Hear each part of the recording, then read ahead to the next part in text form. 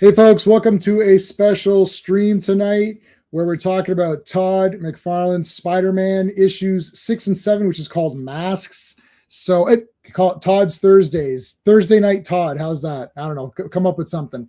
We're talking about Masques with Ghost Rider and Hobgoblin. So let's before we get started, quickly just want to say what's coming up. Tomorrow, Fantastic Fridays. Yes. 3 more issues of Fantastic Four, all John Byrne stuff. Looking forward to talking about those. Monday is Earth's Mightiest Mondays, where we talk about Avengers comics. I haven't read these yet, but David Letterman's in it. Weird. Tuesday Night Terrorvision, we're going to be entering the back rooms and discussing that movie and breaking it down and, you know, all that good stuff.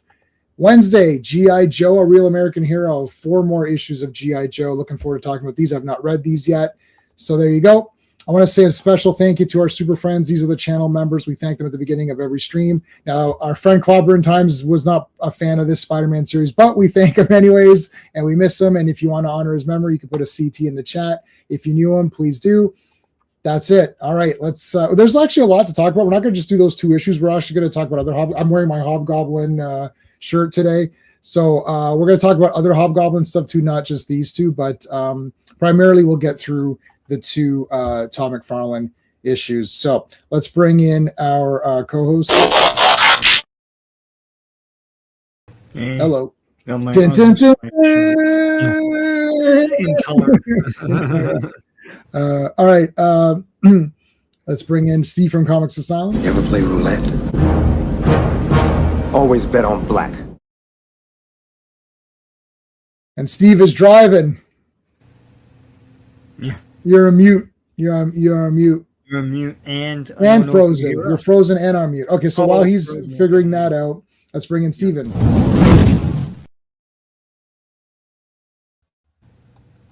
Hey, Steve. Hey, Steve. My camera's not working, so. Wow, this is like tech error. This is tech error stream. We can broadcast a moon landing, but we can't get a stream going. The moon landing. Right?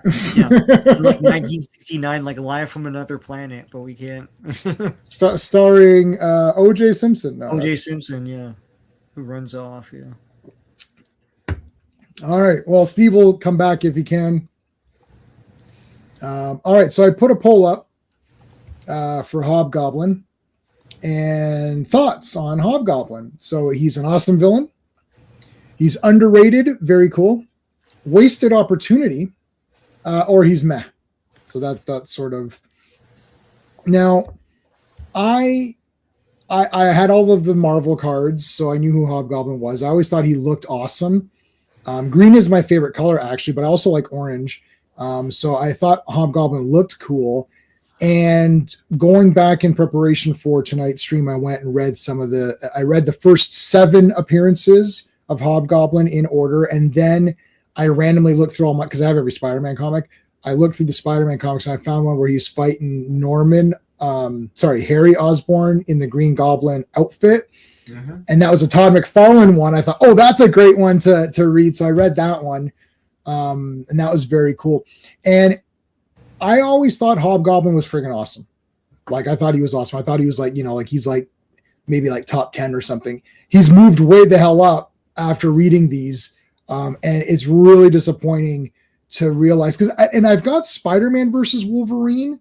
That's the first. Well, I bought 2 comics in my first ever comic convention. That was Spider-Man versus Wolverine and Punisher War Journal with Wolverine on the cover tearing through the shirt with the claws. And I can't remember what I thought. Is Hobgoblin in Spider-Man versus Wolverine? Or do they reveal it there? Or something's off, because I was trying to research just before and that came up as something. So I didn't want to go. I can actually go get the comic. I actually do have the comic. Because I always thought Hobgoblin was awesome.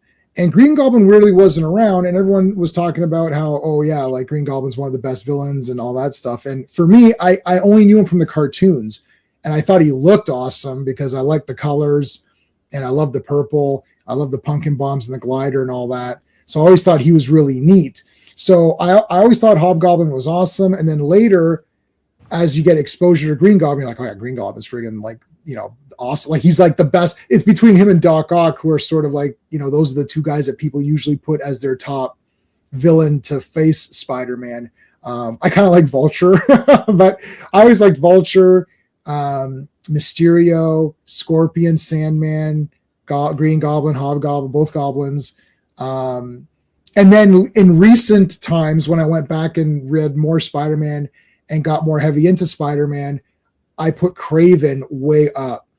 And I actually really like the Jackal. I remember Steven was talking about the Jackal with the whole stuff with the clones, and I went and read those. And actually, Jackal's pretty cool too. Yep.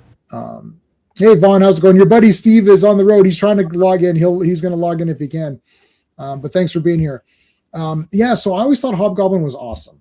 He looked cool. I just thought he looked cool. As a kid, you go by the looking cool thing. Like, I don't get this. I know there's a lot of people, and you guys can correct me on, or you can tell me your version as a kid, but Spider-Man was the coolest looking character, period. So he just looked awesome. Superman, Batman all looked awesome too. Iron Man looked awesome, but I didn't read much Iron Man at all, hardly any.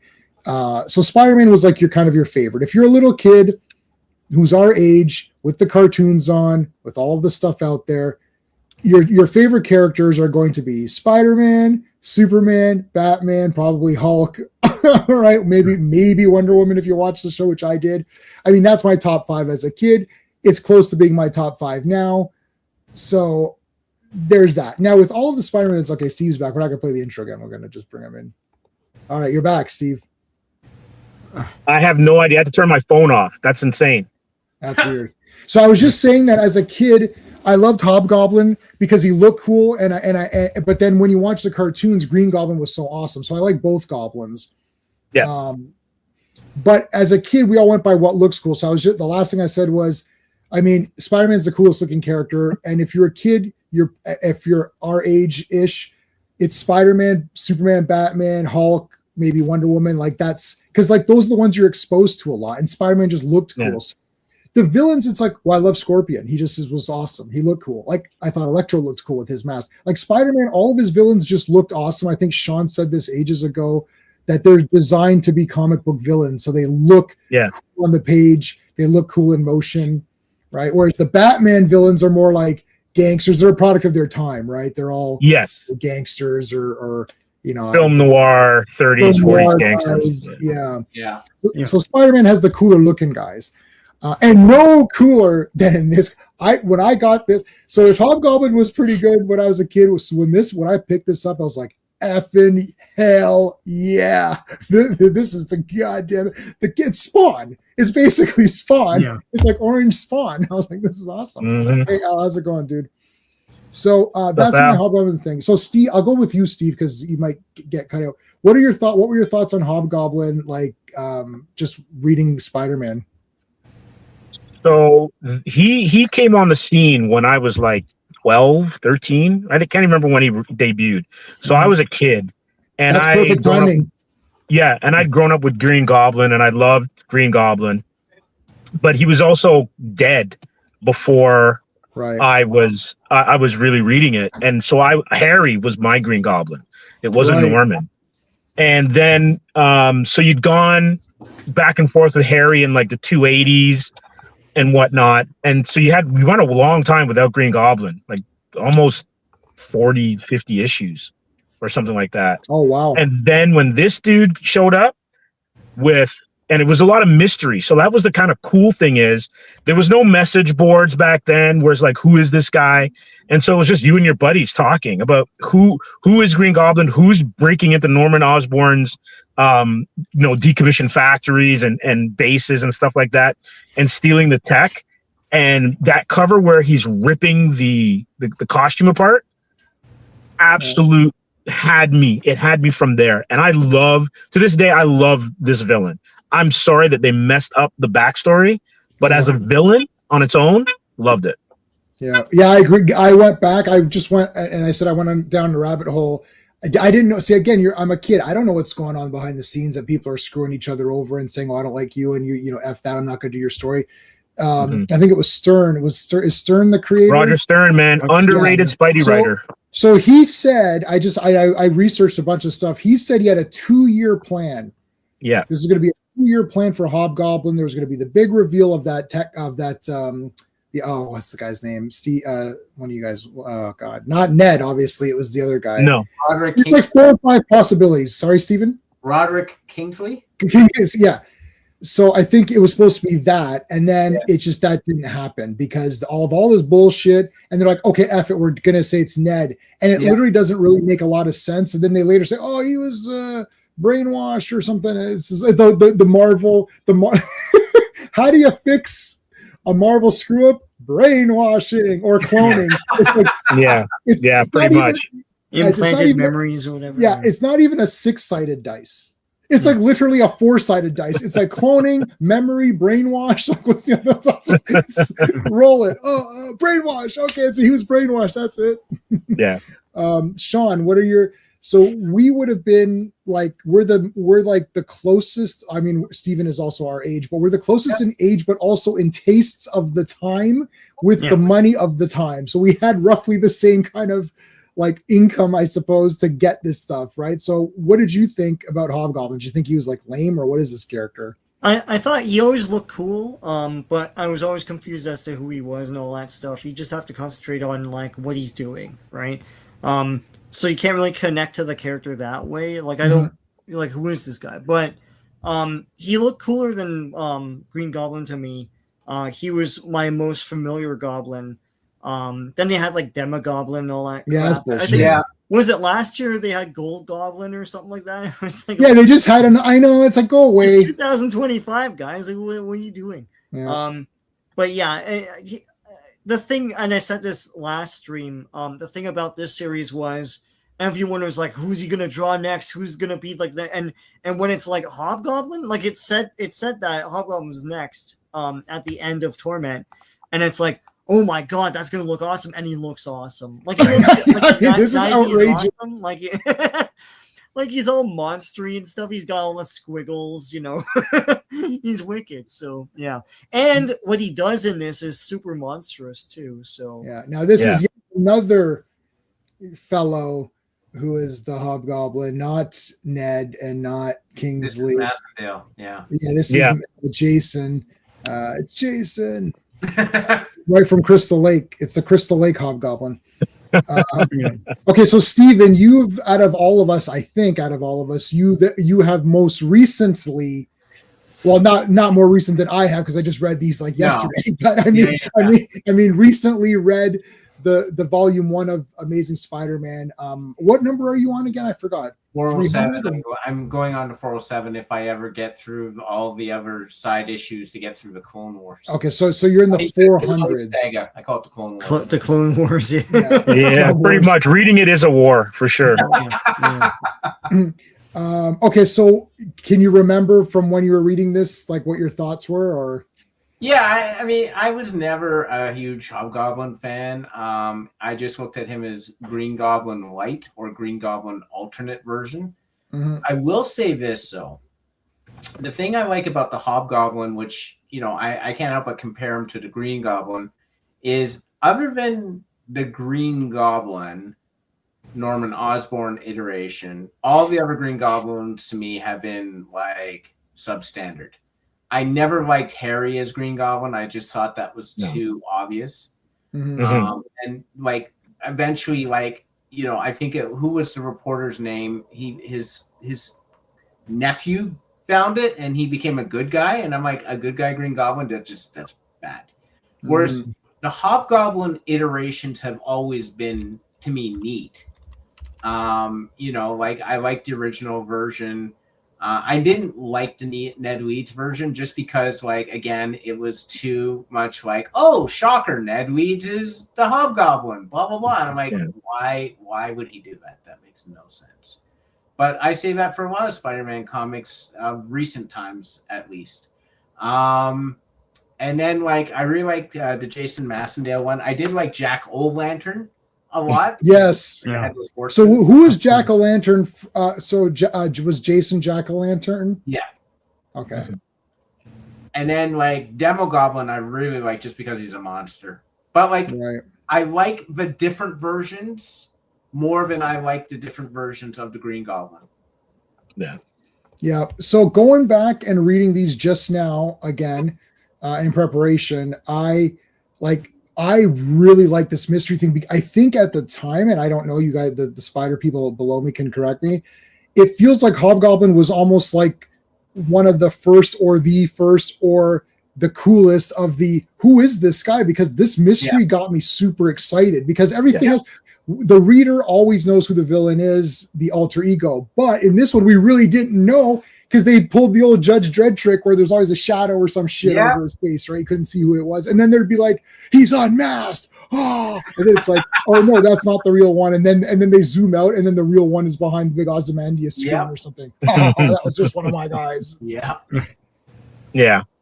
Hey, and on a side note, the Spider-Man Wolverine one shot is a great read.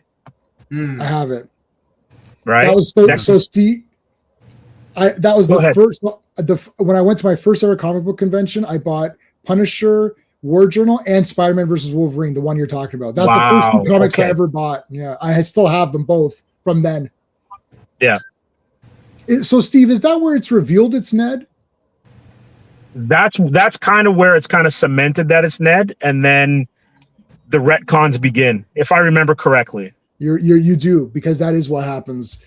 So that was the screw you issue. Like they said, they went on the big Spider-Man retreat. So all the Marvel characters had their offices. So there's the Spider office, the X office, whatever, right?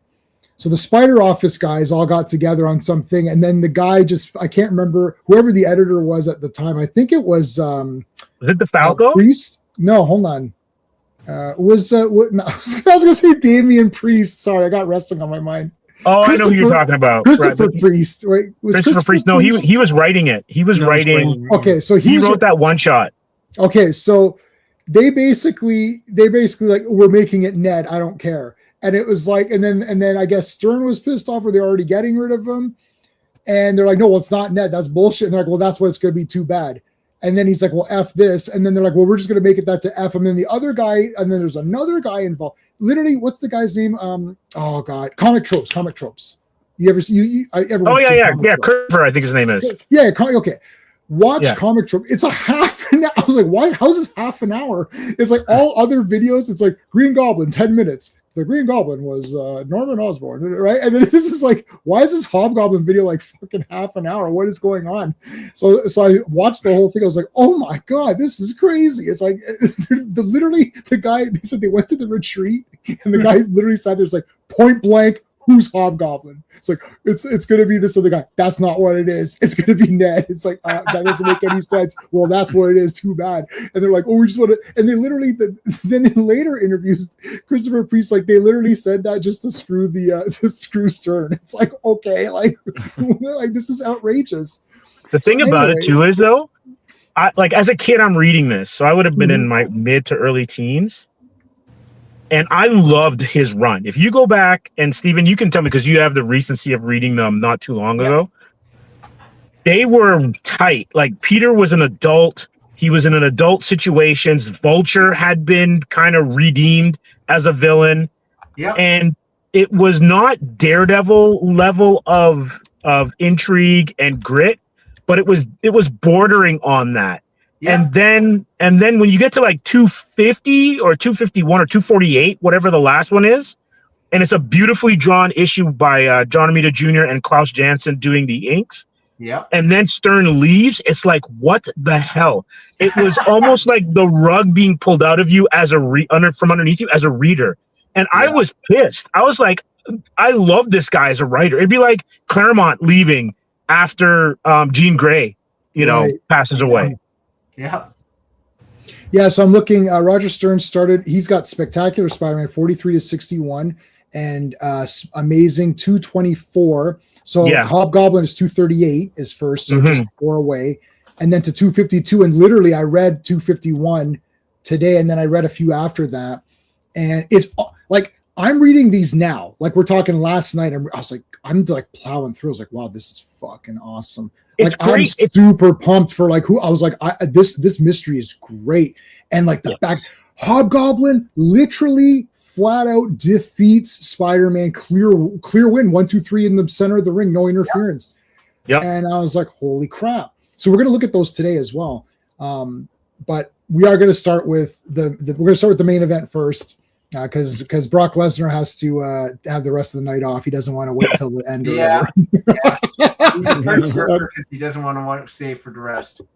Yeah. Hey Eric, how's it going? You remember liking these? You remembered? Well, your memory has served you well because they're awesome. I mean, do we need credits? It's Todd McFarlane. Go ahead, Sean. Do the credits. Ink, writing, pencils, colored by Gregory Wright. Lettered by Rick Parker and edited by Jim Salicrup. This came out November 20th, 1990, and the cover date is January 91. Yeah, oh, beautiful. All right. Scarred, hideous, deformed. Wait, who are they talking about here? This is like, okay. So he's got some Hobgoblin. This is the Jason Massendale. Is that the guy's name? Yeah. Massendale. Yes, Massendale. Yeah. He's got a demon face. What I liked about this is that the mask actually hides the face of a true demon underneath, which I think is very cool. That's another cool idea. That's two cool ideas for Hobgoblin. Having the mystery. Wasn't that an iteration of Hobgoblin at the time? He was possessed by a demon. Yeah. Yes. Yeah. Demon Goblin was basically It's Demon Goblin basically. Yeah. But before he's called. Before he's his own guy. I think. Hey Raj, thank you, man, for the $5. The most awesome channel on YouTube. Yes, thank you. Oh my God, where's your Scarjo? All right, so it's Spider-Man. Is there any Spider-Man people? Well, I always give you the wink because that's what you like that one first. There's got to be some spider people. How about another wink? I got to. And how about we haven't done this one in a while. And then we'll clean it up, finish it up with that. There you go. There you go. Thank you, Raj. I appreciate that, man. Okay, so yeah, he's all deformed. He takes the mask off, and now we got one of the greatest. This is a great double page splash of like just craziness. Look at all of the people that he's tied up. This reminds me of like Alien. Alien, yeah. I was gonna say Killer Clowns from Outer Space. Yeah, that too. Yeah. But Alien, Alien is my top 20 favorite films of all time. So yes, Alien. So he's taken his mask off, and now he's got a demon face underneath. Alf, member for 3 months. Thank you, man. That is awesome. I don't have any. We don't do any. We will do Spider-Man eventually. Everything.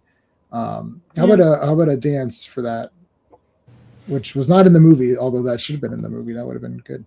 Hey, Joe Dog, what's going on here? Not too familiar with Hobgoblin? Well, stick around, Dan, because we're going to go through it all. Now there's only two. There's a mother and a son left. So the Hobgoblin is on this weird sort of holy crusade mission or something that only he is, in his mind he's trying to, I guess, recruit people for his mission. And there's the mother and son, and she's scared. She's like, I can't breathe. And he's like, why are you're possessed by demons? This reminded me of a Frailty, right? Remember Frailty? Yeah. Right? Where Bill Paxton sees the demons or whatever. Did you ever see Frailty, Steve? Pardon me? Have you ever seen the movie Frailty? I don't think so. Yo, it's Bill Paxton and Matthew McConaughey. Ooh, that's good. That's a good cast. There's a twist, sort of. Bill Paxton comes home one day and he's like, God told me we have to kill demons. And he goes, he gave me this weapon and these gloves. He goes, when we capture people, I will wear the gloves and touch them, and they'll tell me that they're demons or not. And then we use this to kill them. And it's these two little boys, and they're just like, what is happening? And he brings people home and kills them. And the whole movie, like, you're like, what is happening? And the whole movie is being told to Powers Booth. It's Powers Booth. Oh, wow. And Matthew McConaughey talking about it. And Matthew McConaughey is recounting his childhood with his father, Bill Paxton. And there's a twist, but it didn't even need to be a twist. It was just kind of awesome. It's like it's not a Kaiser Soze twist exactly, but like, you know, but it's got a twist. It's like, this was pretty good, man. It was fucking awesome. It's an awesome movie. We saw that in the theater, and you saw it with me, Steve, right? Steven? Yeah, that's related to Spider-Man. We tried to watch Spider-Man. Oh, that's what we went to go see instead. That's the movie we saw instead. Oh, Sean, you're right. There you go. Yeah. So what a coincidence! They all came back to Spider-Man. Comes back to Spider-Man. It was sold out, and that was the last time we didn't pre-order tickets. Yeah, you're right. Yeah. Yes, that is right. All right. So and she's not saying. He's like, stop speaking. Of course, she's saying, I'm not saying anything. He's got his. This is very cool. And Todd McFarlane, we said this last time. He's just picking all the monsters, right? Mm-hmm. This is a great panel. Like, look at his cape here. It's Spawn. It is. This is like legit Spawn, right? Yeah. Yeah. And again, not shocked that Demo Goblin has all this religious, like, contextualization around it, because, as we know, McFarlane loves his religious contextualization. Look at Spawn. Like, yes, that entire thing has religious overtones all over the place. The entire thing is heavily religious. And who is, so let me see here. So that was, okay, as Hobgoblin, that was spectacular. As Demo Goblin, Web of Spider-Man 86, Demo Goblin's first appearance as Demo Goblin. Now, when Demo Goblin came out, I did think, I was like, oh, that's just Hobgoblin, right? Like, you know, that one, I was kind of like, well, funny because I didn't mind it when it was Hobgoblin. Then I thought, oh, Demo Goblin, really? But he looks cool. They all look cool. And the glider is a very cool invention. So the mom has been released. He has released her from her miserable existence or whatever. And like, look at this. This is crazy. It's like, what happened to my mom? Well, she's in a better place along with Old Yeller or whatever. Her and Old Yeller are in the same place. Maximum Carnage. I didn't even see Minimum Carnage or Medium Carnage. Like, I mean, how do they just go to Maximum? Like, you think someone would do Minimum Carnage for at the very least. That would be funny if they did that. Just they should do that. Carnage is only in one panel, and that's Minimum Carnage.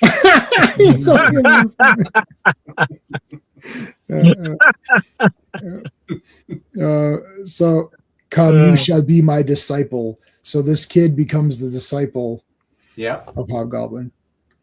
And like, look at that picture. Look at that panel there. Like, look at the kid's face. He's like, do I really want to do this? Like, this is a scary looking dude. Yeah. Like, he's saying like these great things, but look how scary he looks. Yeah, and the kid does eventually, the kid does sort of join up and becomes like a half, he becomes a Two-Face. He becomes a half Hobgoblin. Yeah. So he embraces him. I like the look here. And I love this panel to panel transition here. Like, it's like, now they're in bed, blue and green. And there's the costume all laid out. I like when Mary Jane knows his identity. It's way better. Yeah. It's just better. I don't know. And she knew it before he told her. Yes. Yeah, we discussed that, right? You guys were saying that last time. Yeah, that's why, like, after Gwen died, she broke up with him in like issue 249 or something like that. Mm-hmm. And that's the reason why. Yeah. She was basically out of the book. Yeah. For a long time. Yeah. Okay. And she was missed, despite what Sean was. Sean is a hater, MJ hater. That's it. You just hate her because she's a woman. That's right. Yeah, man. Oh my God, that's it. Spider-Man, you like the other women, but just not random acts of misogyny. Random attack on Mary Jane. I was never a big Mary Jane fan, but in my defense, I also don't pay attention to.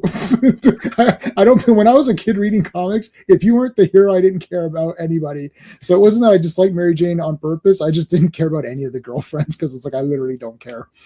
Give me the villains in the fights, right? That's right. Is this Dan Ketch? I would say yes to that because it's 90s. It's So Dan it's, Ketch, yeah. it's Dan. It's definitely Dan Ketch. I'm surprised they didn't have him in the cover, nor do they mention him. They just say special guest. Yeah. It's so weird. Like, I guess everyone, of the age group was reading Wizard, so you knew it was going to be Ghost Rider. But it's just so strange because like they put Ghost Rider or Punisher or both, or those two are Wolverine on every cover in the 90s just to sell the comics, right? So, Absolutely. Yeah. Yeah. And I mean, again, this is again, Dan Ketch. That's the Ghost Rider I know and like. That's, again, the My Ghost Rider thing or whatever. And in the only Ghost Rider comics I've never read any of the original Johnny Blaze ones. Maybe we should do sometime. Yeah, they're awesome. When Danny Ketch came out, they had a 12-part series of like 2 comics in one that was Ghost Rider Rides Again.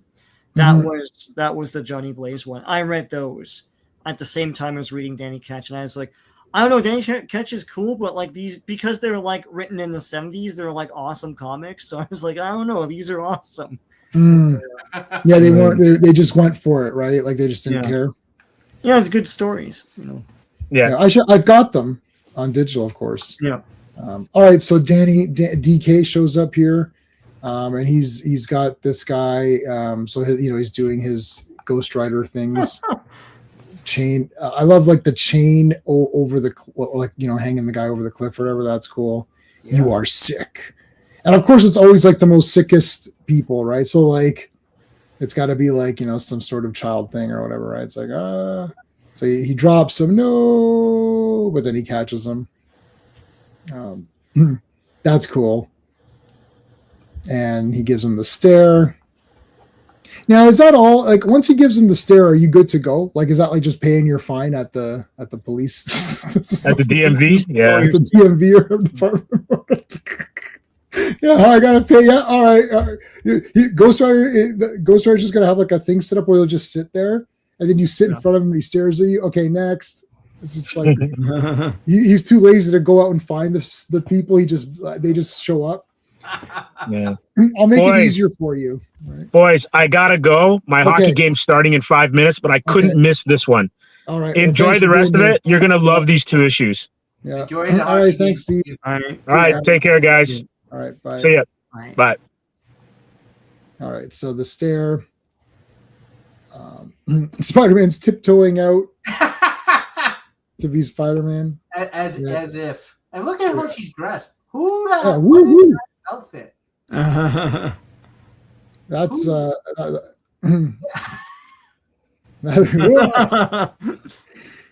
that's a good one. Like, is that for bed? Like, is that to go? Like, what is that? Mm-hmm. Yeah, she was still the big fantasy or whatever at the time. So, no, Lois and Clark are better than Peter and MJ. Come on. Oh yeah. Oh yeah. Yeah. All right, so he does the upside down kiss. There you go. There you go. And this is so cool.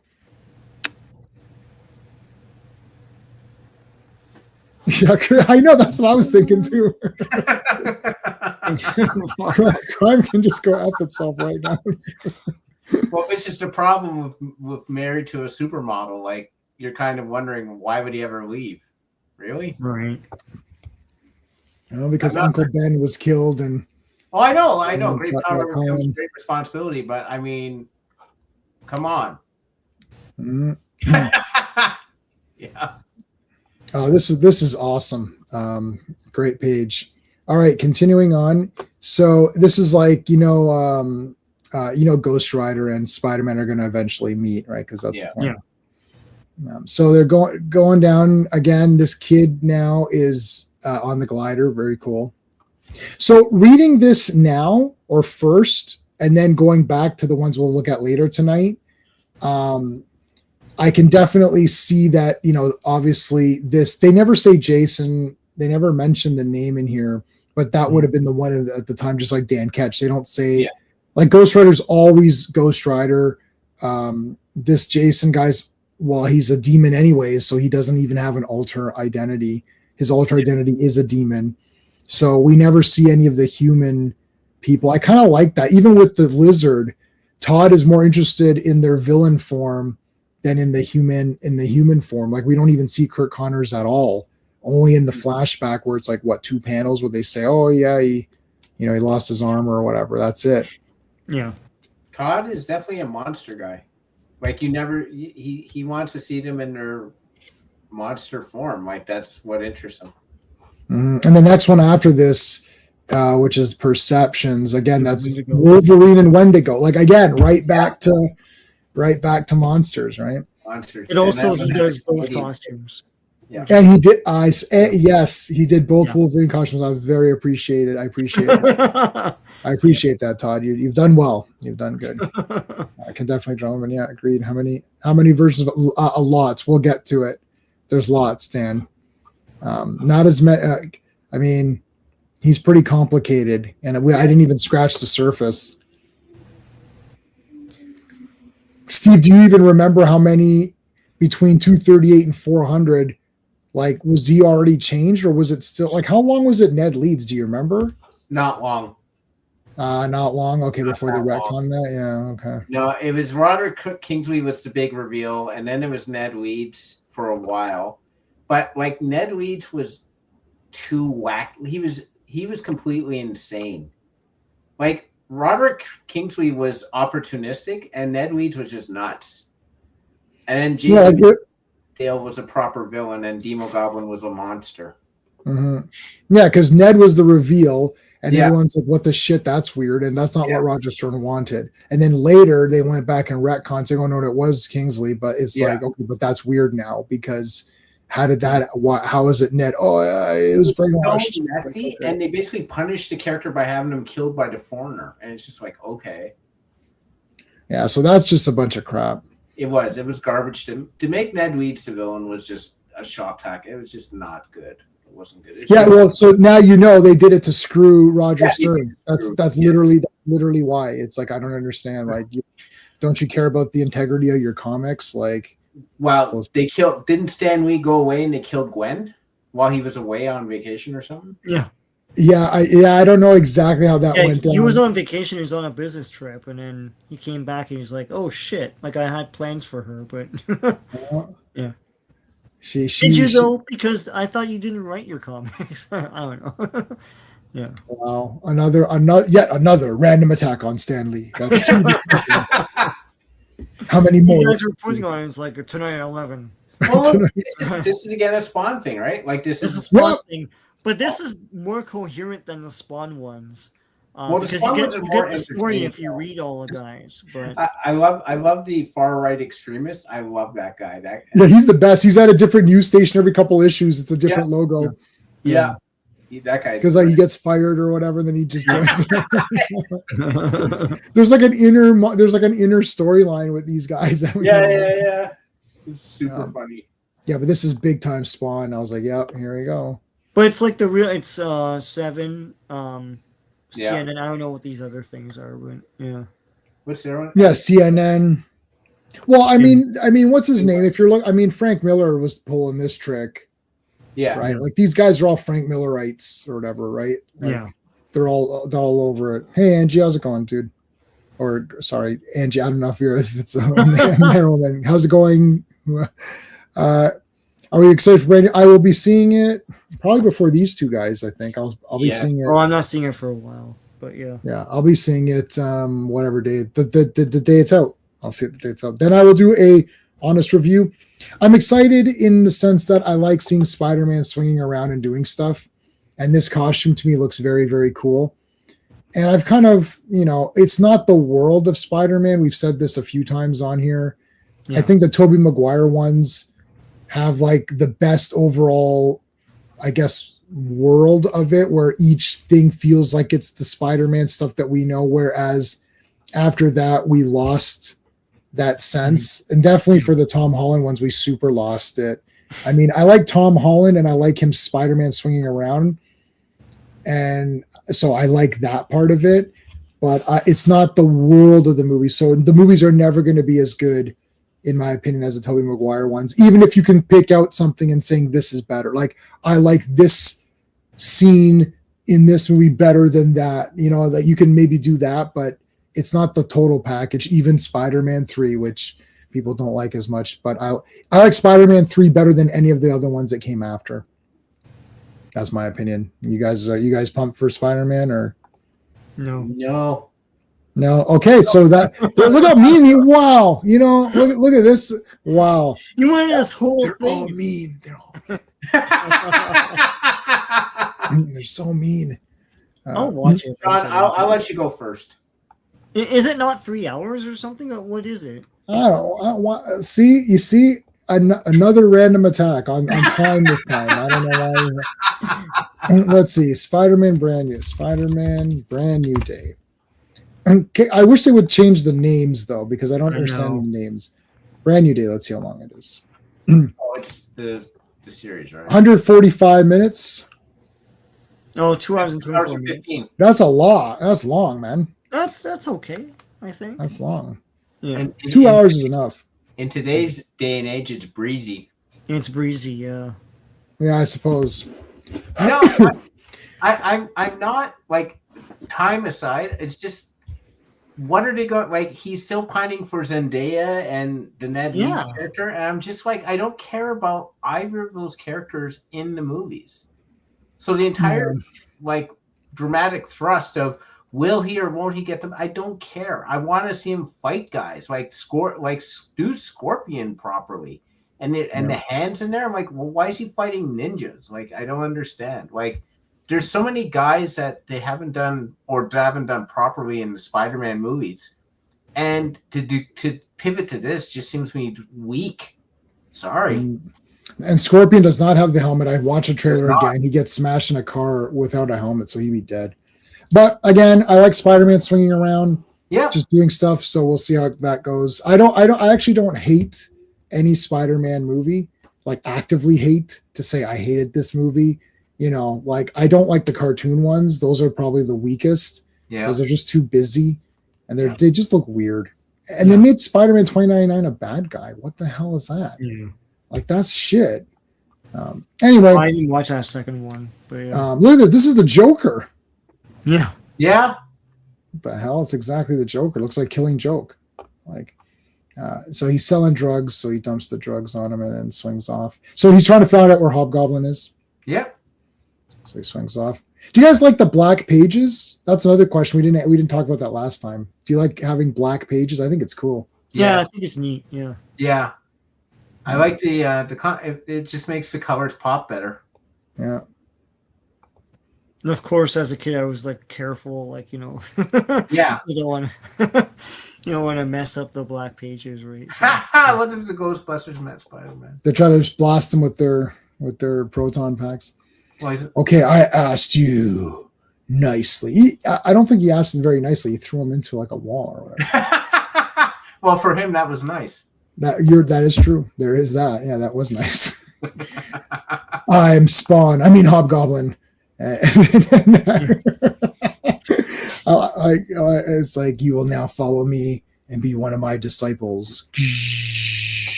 I like that, like, side panel of his eye and everything.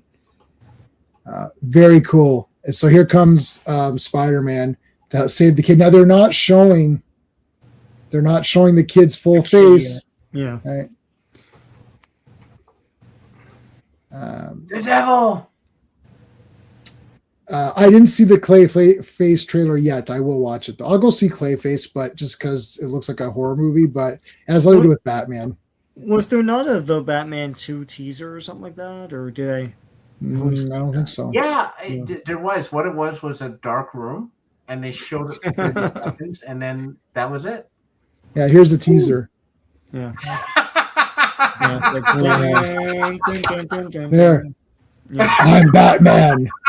There, that's the Batman part 2. You be like, I'm Batman. I'm Batman. Who's there? I'm Batman. All right, come on in. I'm Batman who? No, I'm Batman. I'm Batman who? Batman who? All right, so there's the kid again. Covering the kids' faces will be important. They're throwing the pumpkin bombs and explosions and all that stuff. Great little, like punching guys and like dodging at them. I like getting shot here. Repent! Please stop. Please, I said stop. Like, what's going on, kid? Oh no! Oh boy, look at that! Oh my goodness! Ooh. Hey, that's not the techno-organic, virus that nailed. What's his name? mm-hmm. Yeah, you can ask a Star Wars question. We'll answer. How's it going, Spidey Sense? No, I don't remember you. I like your avatar. It's not Andrew, right? No, you're not Andrew. Andrew always has Tobey Maguire as his guy. Yeah, that's his thing. That's his thing. That's his Chris Reeves. Chris Reeve. Oh Sorry. shit! You know what? Now I realize this looks like V. Yeah. Oh, you're right. It's V. And here comes Ghost Rider. Boom. Marcus. No. Do you know Marcus? It rings a bell. It rings a bell. It sounds familiar. I don't know. Do I like you or hate you? Remind me. We're getting old. We don't remember people. I don't remember anything, dude. It's not on you, man. It's on me. Blame me. It's like Memento. I can't make new memories. By the time the stream ends, I forgot what we were talking about when we started. Speaking of, randomly, I didn't even ask for this, but they sent this to me today. I got this in the mail, a thank you from Christopher Reeve Foundation. Oh, nice. And they sent me more. I didn't even order these. They just sent them to me more. Nice. Yeah. That's cool. Awesome. Yeah. How many more tags did you get? One? One more? One more set. No. Yeah. How many is that? Oh, I blocked you. Oh, you know what? Yeah. I didn't mean to block you. I meant to put you in timeout, and I actually tried to unblock you, and then for some reason, I guess it worked because you're back. So thank you. I appreciate Miguel Spider-Man. Well, not versus Peter, obviously. Oh, Jesus Christ! Darth Revan. I don't know who Darth Revan is, but I like Keanu Reeves. If you watch Maul, yeah, Darth Revan is from the expanded universe. Yeah, I can't read. I'm illiterate. Angie, so we apologize. We're not. I don't think any of us are watching Maul Shadow Lord. Oh, what is that? That's the animated. The animated Darth Maul. Oh no, sorry. Wow, Sorry, no, sorry.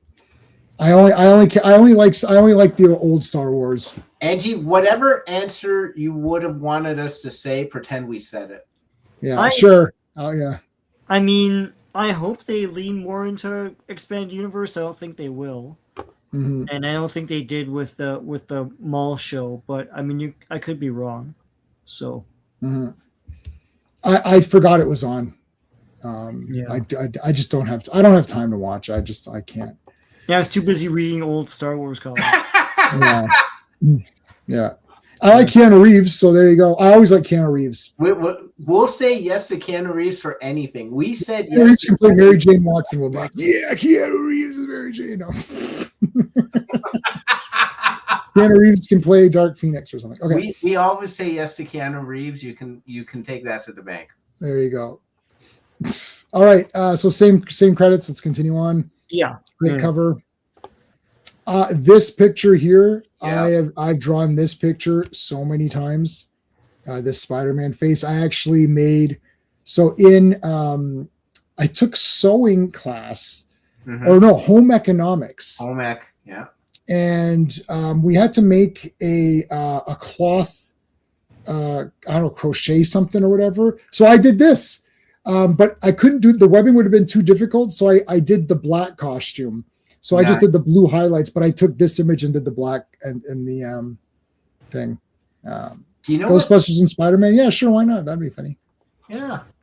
Do you know what's interesting though about this one is the eyes? Do you see how it curves at the very like in here? Yeah.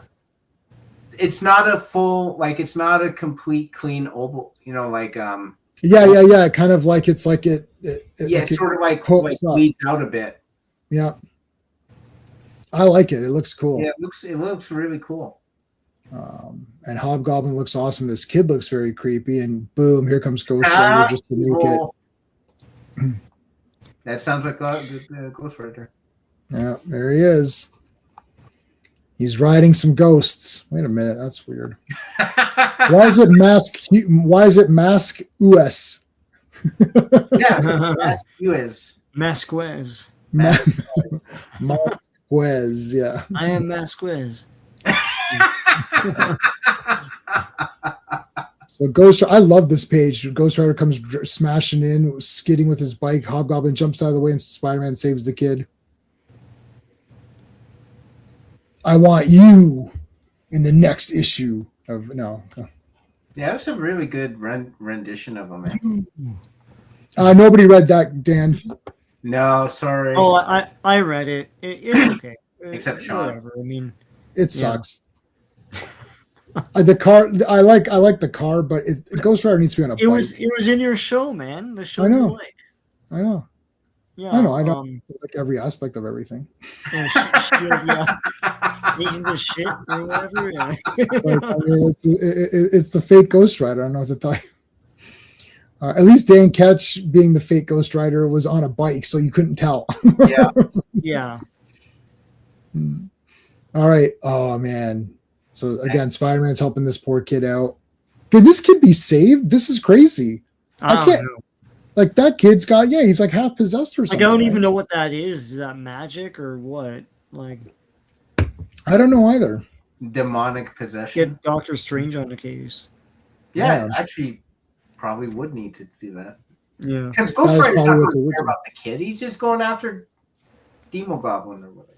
Yeah. Yeah, it's just like you did this to innocents. I know, but what about? Well, Spider-Man makes that case. It's like, yeah, well, this kid needs medical help.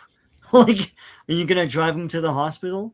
No, you just want to punish the guy who did it. I liked that pushback with Spider-Man. I also like the fact though that Ghost Rider is about vengeance. He's not. Yeah, Yeah. He's not. Yeah, That's it. he's But not at that saving point, it. it's like, well, what's the point of vengeance if you don't even actually care about the crime itself? Like, Right. you know. Yeah. There's a lot more going on than at first glance here, but I love this is a great picture, and it's like to me my sled. Cool. Yeah, to me, that's. And of course, there's a million teeth. I love that. Is to show the evil, the evilness of it. I just want to brush them. Just like put just. Yeah. You brush your teeth. Brush your teeth. Get the big floss out, like. Oh, you know what I never liked was those floss sticks. And then I bought them to try them once, and now I love them. They're the best. I can't go back. I can't go back to normal me floss. all the time. You're doing it wrong. I said that to my dentist. I said they always break. She's like, "Let me show you how to do it." And I got the technique perfect.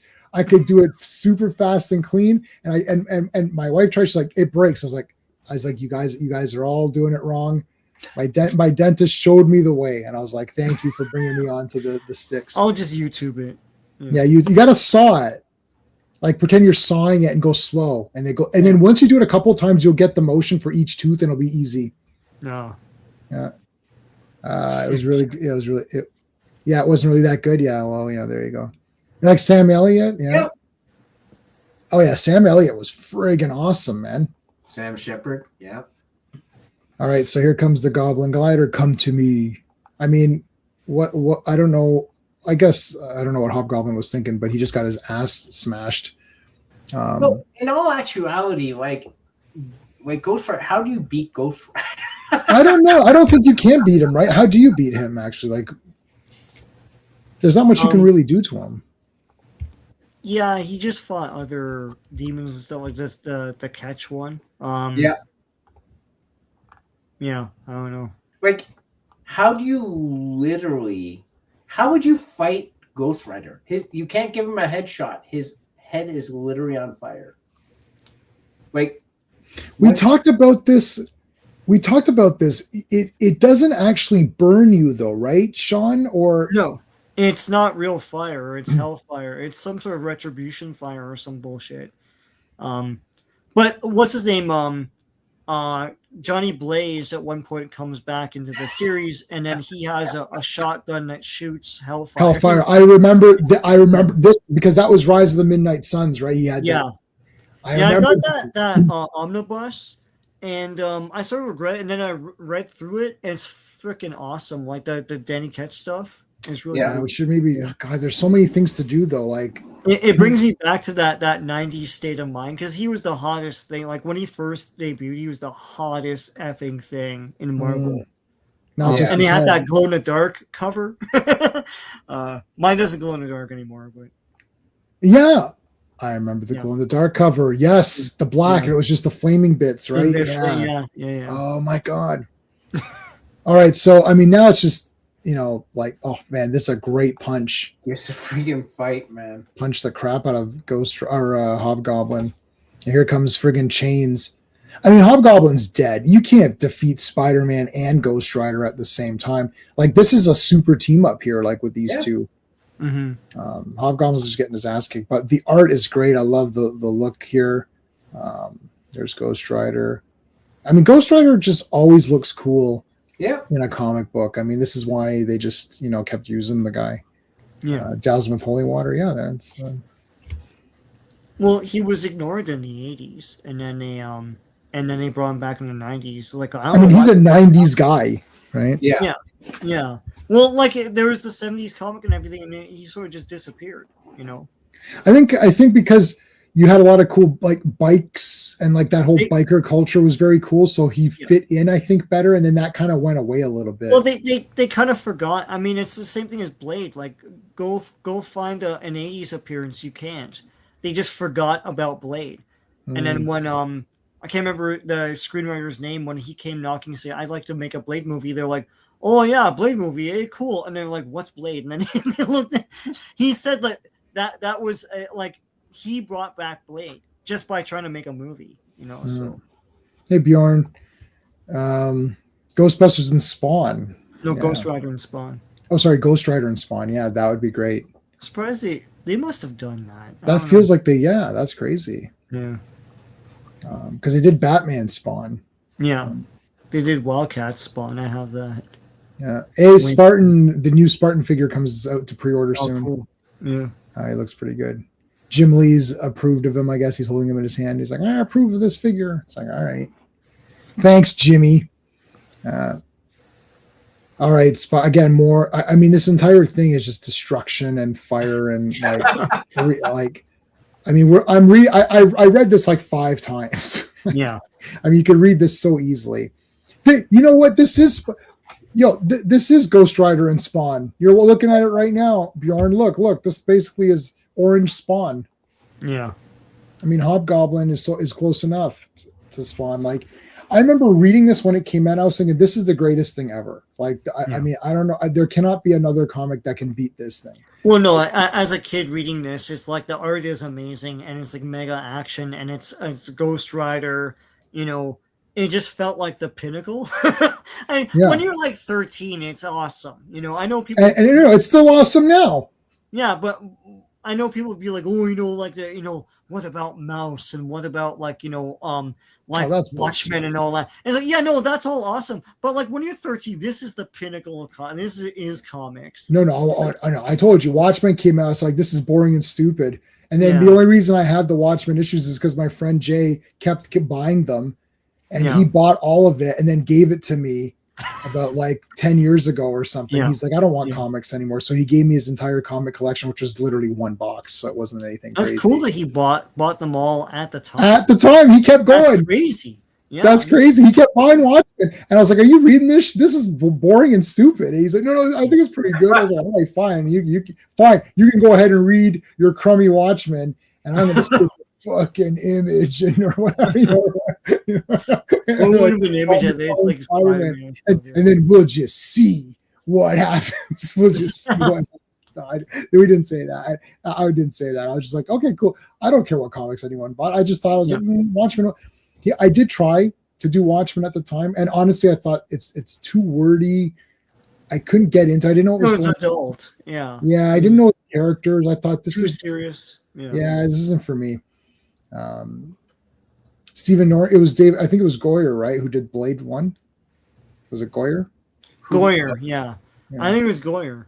Yeah, I think it was Goyer. Yeah, Norrington and directed it. Goyer. Yeah. No, I can't remember names sometimes. Al, were you weren't here when we told you we don't remember anything? So, we don't remember shit. Yeah, I don't remember anything. Yeah, I think one of those two was like the only reason why you have Blade comics in the 90s because I came knocking and reminded them about Blade. Like, yeah, because he's like, I want to make a Blade. It was gonna be cheap because they didn't know what the hell Blade was, right? So LMDB, I like that. Yeah, it was Norrington directed the first one, Del Toro the second one, and Goyer did the third one. Yeah. Which sucked. Yeah. There's now they did some I actually researched this saying why is it blue shading? Like why is it and it's on purpose. They were experimenting with different ways to do either blacks or grays or they did this sort of weird blue here for the shading and I actually did research that so it looks cool. Yeah, it's kind of neat. Yeah, like I haven't really seen that, right? Well, he played with like, hey, he's in shadow or he's in a different light, and it would do something different with his costume. Mm-hmm. Dan, I'm on track to complete. Oh yeah, I almost have it all too. Let me see how many I need, Dan. Let's see who's cooler, you or me. We're gonna decide right now. I think you may have won though, but let me see how good I am. I'm not too far away from it myself. Let's see. Wildcats. They're good against evil. So I need 2, 4, 6, 8, 10, 12, 14, 16, 18. I need 19 issues, and then I've got it all. So how many do you need? Tonight, who needs more issues of Wildcats? Who's the best? Who's the coolest? And who cares? Tonight it's going to be solved. Yeah. Hey Raj, guys, I know it's off topic. Go away. I loved your Blade Runner Marvel comic. I also love that. Hey, did your Viewmaster, is that out? Was that today? No, we're doing this, so I punted it to Saturday. Okay. Sorry. That's your fault. Damn it! It is my fault. I can't come up with an answer. Yeah. This is like when you're in court and you're just like, yeah, I got no answer. It's my fault. I don't know what to tell you. I was thinking, when's that Viewmaster thing? It was supposed to be today, but then you're like, well, this Hobgoblin thing. I'll just do it on the weekend. Listen, milk it, man. Milk this thing. Tease it. But yeah, Raj, I don't have the electronic of that. Maybe somebody could look. And I'll find it. Let me write it down. Otherwise, I'll forget. Yeah. What is it? Blade Runner? Yeah, I can get that. Yeah. I'm pretty sure I can get those. Blade Runner comic, right? There's 3 issues, you said? The Marvel, it's 2 issues. Yeah. It's 2 issues, right? Marvel. Okay. Yeah. Oh, I mean, I'm sure I can get that. It's probably on archive.org, to be honest. Yeah, probably. But I don't archive. all of those, though, sometimes. Yeah. I can get it. Is my computer? Yeah, my HAL 9000 is on. Yeah.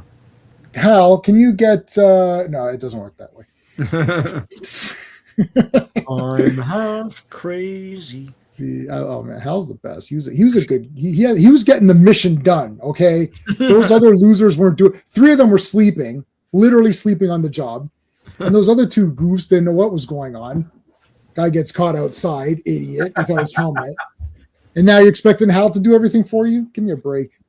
I thought Eyes of Spider-Man just blew in the rain. Yeah, no, it looks very neat. You need 20. Yes, I won. Dan needs 25 more. That's only 50%. Dude, 50% is not good enough. Okay, if you want to roll with the big boys, come on. PSA, you might also have do you need Ultimate Hulk versus oh god, I don't read those comics. How am I gonna know what that looks like? Okay, Hulk versus Spider-Man. Okay, I'll Wolverine. See if I can find. Oh, sorry, Ultimate Hulk versus Wolverine, whatever his name. Yeah. See, even that I forgot. I forgot while I'm writing. That just shows you. All right. Oh yeah, here comes Hobgoblin though. See, he does have some magical things. Or like, what is all this, right? Like, He's got some sort of like Repent. the repentant I powers. love Ghost Rider here. He is truly mad. Like, that's it. That's the best description ever. Mm-hmm. You're welcome, Al. Now listen, kid, don't do drugs. Wait a minute, hold on. It's like, yeah, no, I know that. I don't do drugs, Spider-Man. Oh yeah, shit. Okay, sorry. Now basically Spider-Man has to come between them to help so that the kid doesn't get killed. And he tells the kid, stay there, don't move. I'm gonna go take care of these guys. Great shots here. Yep. I mean, I think there's the greats like Kirby and all that. Kirby just really always filled the page with a lot of crazy stuff and was always inventive and everything. And I don't think, like, obviously Todd McFarlane's not as inventive, but for creating stuff. But Todd McFarlane's trying to give you your money's worth on these comics in terms of the art. The story and the dialogue and all that, okay, maybe, the stories are okay. Maybe the dialogue or scripts need to be a bit better or whatever. But like for people to flat out deny this series, because there are the people say, oh yeah, this is crap and it's just slop and all that. It's like, are you guys kidding me? Like, this guy's putting such tremendous amount of effort into like, you can't, even if there's flaws in the story or something, you have to give the credit where the credit is due. Same thing with movies or anything. If a movie looks fantastic and it's like, okay, I get it. Maybe the story wasn't as good or characters or something, but you got to give some credit, when it's needed there. I would say 6 is your favorite issue. Hey, Laura, how's it going? Thank you for being here. Favorite issue, the Todd. I like Todd Father. That is a good name. We're going to use that. So go ahead, Steve. First of all, Hobgoblin, does he not, like, take away the little point of the hat? Does he not, his face not look like Deadpool right now? Yeah, a little bit. Yeah. I disagree with this story. Like, I think he's telling a different type of story. He's telling a story he wants to tell. It might not be the story everyone wants him to tell. Mm-hmm. But, like, it's super interesting. Like, he, just a decision to put in Ghost Rider. Hobgoblin looks like a demon, but he's actually, like, the flip side. He's religious. Like, this fits into a lot of, like, what I've seen him write with Spawn, where he sort of says, yeah, hell is villainous, but so is heaven. Like, if you think about heaven, like, neither side is good. Yeah. And that's sort of an interesting idea. But I like this story. I like him, this demonic guy who thinks he's actually on the side of heaven, and he's got this disciple, and Ghost Rider's going after him. Like, that's a cool concept. I mean, this is bloody awesome. Like, yeah. I mean, they're not. The thing is, they're not even trying anymore. That I think like when this came out, we said this on the last stream we did for the first Torment. On the Torment stream, same thing. It's like Todd McFarlane is trying his best to give you something you haven't seen, make it a little bit more not grown up, but edgier for the new type of reader. These guys, the Image guys, brought in people who weren't normally going to get comics. Because, like, when I was talking about this, and I remember having conversations, not this one, but Perceptions. So we'll do Perceptions. Next week's Brand New Day. So I don't know if everyone's going to see Brand New Day in time to do something on that Sunday. If not, we can just move it to whenever. So you guys can let me know. If not, we can do Perceptions. But Perceptions, when that had come out, I remember talking about this with my aunt, who was sitting there, and I said, I was telling her about the story. She's like, oh, that sounds actually very cool. I said, it's actually a Spider-Man comic. She was like, what, really? Yeah. And I was like, yeah, it's a Spider-Man comic. She's like, oh, that's pretty crazy. I said, yeah, like, it's pretty good. Like, this is not like what you're thinking, it is. Yeah, Perceptions is my favorite story in this run. Mm-hmm. But I remember really being riveted, like, well, who is the killer? Like, I was so excited for each issue to come out. And it takes place in BC, so that's cool. Yes. Daniel 25, go to Slow Collector. Yeah, you guys, it's a Slow Collector. So yeah, like Spidey eyes, yeah. I saw that. And this is great here. Spidey. Yeah, that is neat. It's like, and now he's hugging the kid. Like the kid, it's like, oh, you got where you sent my mommy? It's like your mommy's not around. No. She did. She's DED dead, and like Todd McFarlane gets paid by the line. No, how much like cross hashing can you do or whatever? All right, so the kid, so now the final confrontation with Ghost Rider and Hobgoblin. Spidey jumps out of the way with the kid. Kid's back to normal. Kids get going back to I can't tell. No, I don't know if he's I couldn't tell either. No, he's not. Look, you can see here he's still. If you look right here where my mouse is, can you see my mouse? Yeah, okay. Yeah, no, he's not normal. So now, Saint, it's time to pay the price. So how much is it? I've got change on me. No, it's not that kind. Back off. Back the F off. Oh, I love this. I absolutely love this picture. This is almost like symbolizes this entire thing. Like he's just like, okay, I love this, like this panel, this page. This would be awesome to have. I like the shading here. I like the way they did the light effects. It's very cool. Go, and Sean, here's where you're saying, you're not that good, Ghost Rider, right? Yeah. You still need to learn responsibilities that have been given to you. Yeah, it's your job to stop creeps like the Goblin, but our main goal, our main concern is to protect the atoms of the world. And he points to the kid. Yeah. And Ghost Rider's like, I don't care.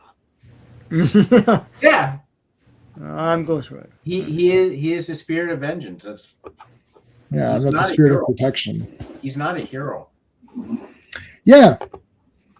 He's not a hero. So to me, Ghost Rider is always a cool side character because like Punisher, Ghost Rider, like those 90s guys where like they're really cool. They almost work better when they appear as a team up or in a comic because then they can just be full on crazy as a foil to whatever hero is. Yeah. Unless it's Supergirl, because Supergirl and Punisher could go and murder people together. But other than Supergirl, who's a murderer now, other than her, anyone else together would be cool. Yeah. He's holding the kid. This is a nice picture. Yeah. Hobgoblin's knocked out. And then that's the next one. I love this cover.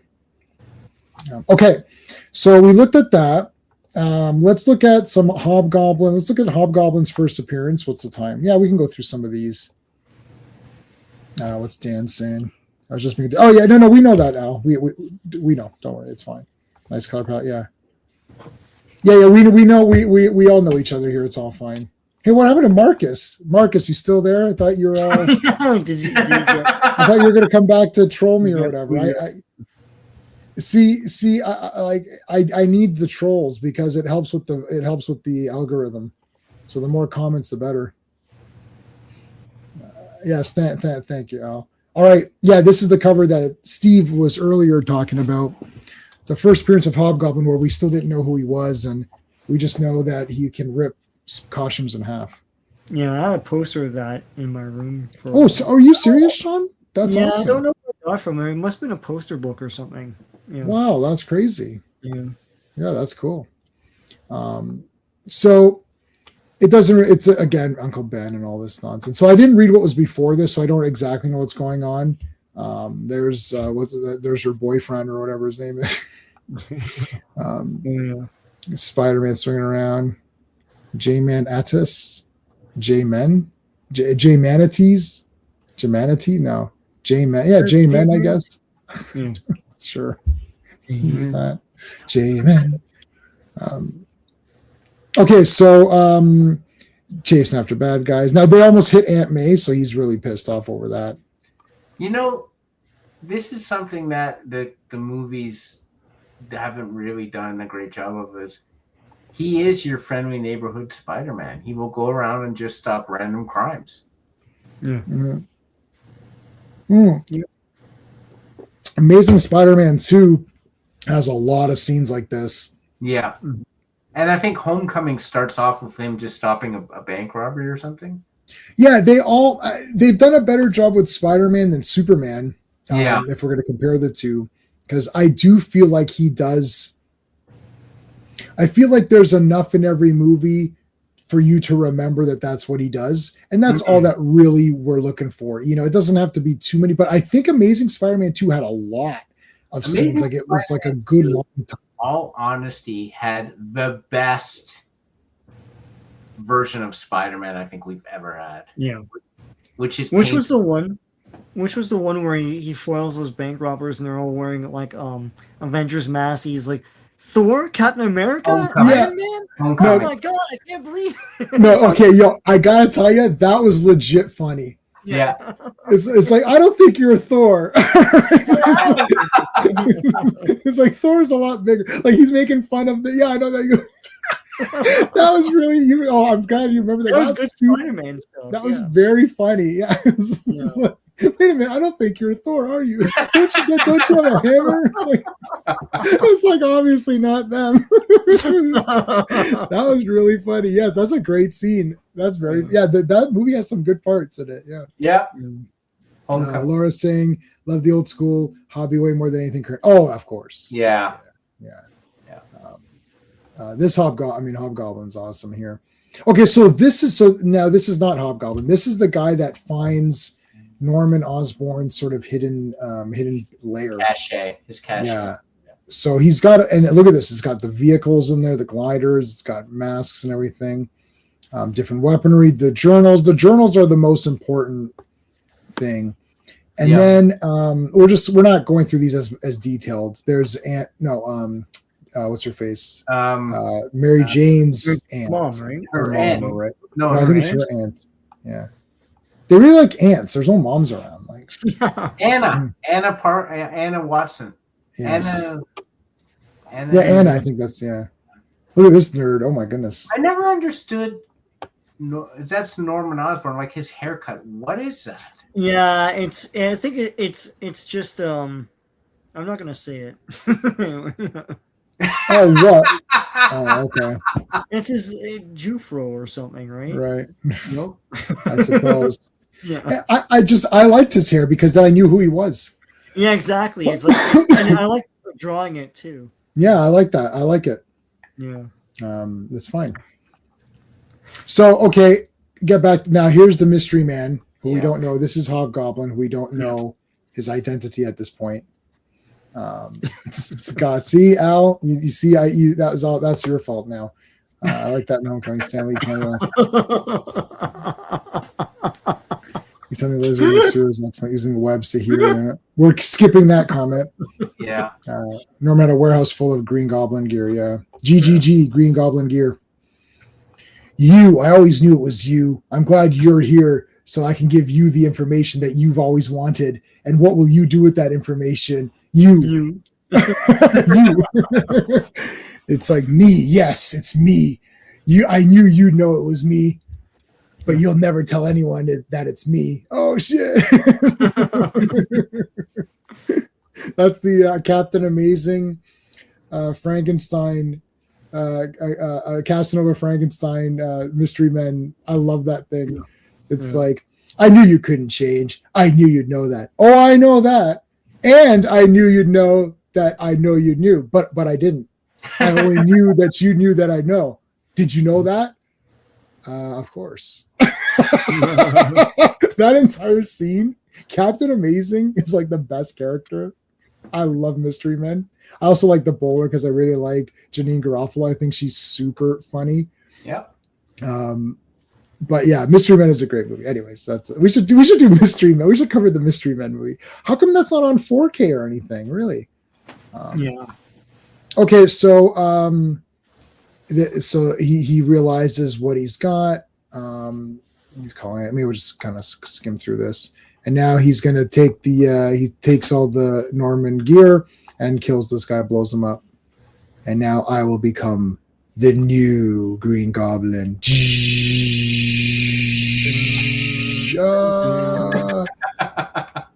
Except he changed the colors. He dyed it. He changed the colors. And then he made a new mask. And he cooled it off. Mask. And then he put it on. Did we ever see gearing up of a villain like this in like a weird way? There's a lot of it here. This is cool. He's got the pirate boots. I love the swashbuckling. I like the boots or hanger's whatever. just a normal hanger. I mean, I It's don't. the hanger in your own closet, Mm, Nice. that's awesome. Yeah, Captain Barbosa. Yeah. Casanova Frankenstein. Now there was a villain. It's like get me dead man. Dead man's dead. It's like oh, He's like all the villains are dead.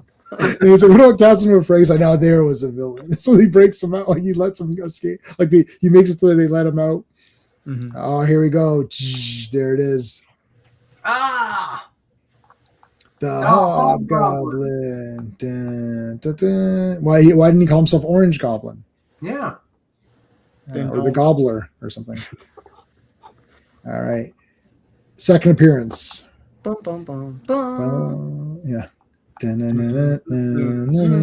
There's the Widow's Peak Yep. of Mr. H.O. He's a hoe. Harry Osborn. Everyone's breath is steaming except his. Yeah. So here's the recap. Remember last month where I got all this cool shit. He always has to pose with his mask. Like, oh, Yeah. I have the power. No. I have the mask. Oh, did you watch He-Man? We didn't talk about it. No, I didn't watch it yet. There's I fell too. asleep right It now. was too. It was too. You felt the stream was so boring. You're like, God damn, this is. I'm just going like dozing off. Yeah, I can't watch movies proper if it's like. Well, I can if it's like if I'm really in the mood, but not if I really want to like get excited for the thing. Yeah. That's why I just watched like Once Upon a Time in Hollywood for the 100th time or whatever. Okay, so this is he's remembering so Doc Ock's been on the loose. That's sort of the backstory here. That's cool. So he comes to meet Madam Web. Now I gotta say, I was not a fan of the movie Madam Web, but she definitely looked a lot better in the movie than in this picture. So Well, people are like, hire an old woman. yeah, that was a dumb. I would have no. I was good with who they hired, but not with the clothing. So it's I know, like, but why make a Madam Web movie of all? I of know. It's Was like, it Dakota why? Johnson? Yeah, Yeah. Dakota She was like, Johnson I love this character. I don't think you know what this character is. I don't think you do No. either. Dude, Marvel It's like- people don't know who she is. So why would Right. you? Yeah. All right, so what she's smiling about? No, it's like, I like that Spider-Man. No, there's supposed to be like some premonition or something. Nobody cares. Here's like some nudie Whoa! photos. What is going on there? Take that back off. No, taking photos. He's like, oh, this is for like Why is for she wearing art. He's taking photos for art. Better in baggy clothes. No, you don't. No, this guy loves her, man. Come on, Jessica Fletcher. Yeah. Dun, dun, dun, dun, dun, dun, dun, Hobo Goblin, no. It's like he's a homeless goblin. I'm I Hobo watched Goblin. that video about how Amazing Stories got destroyed by Murder She Wrote.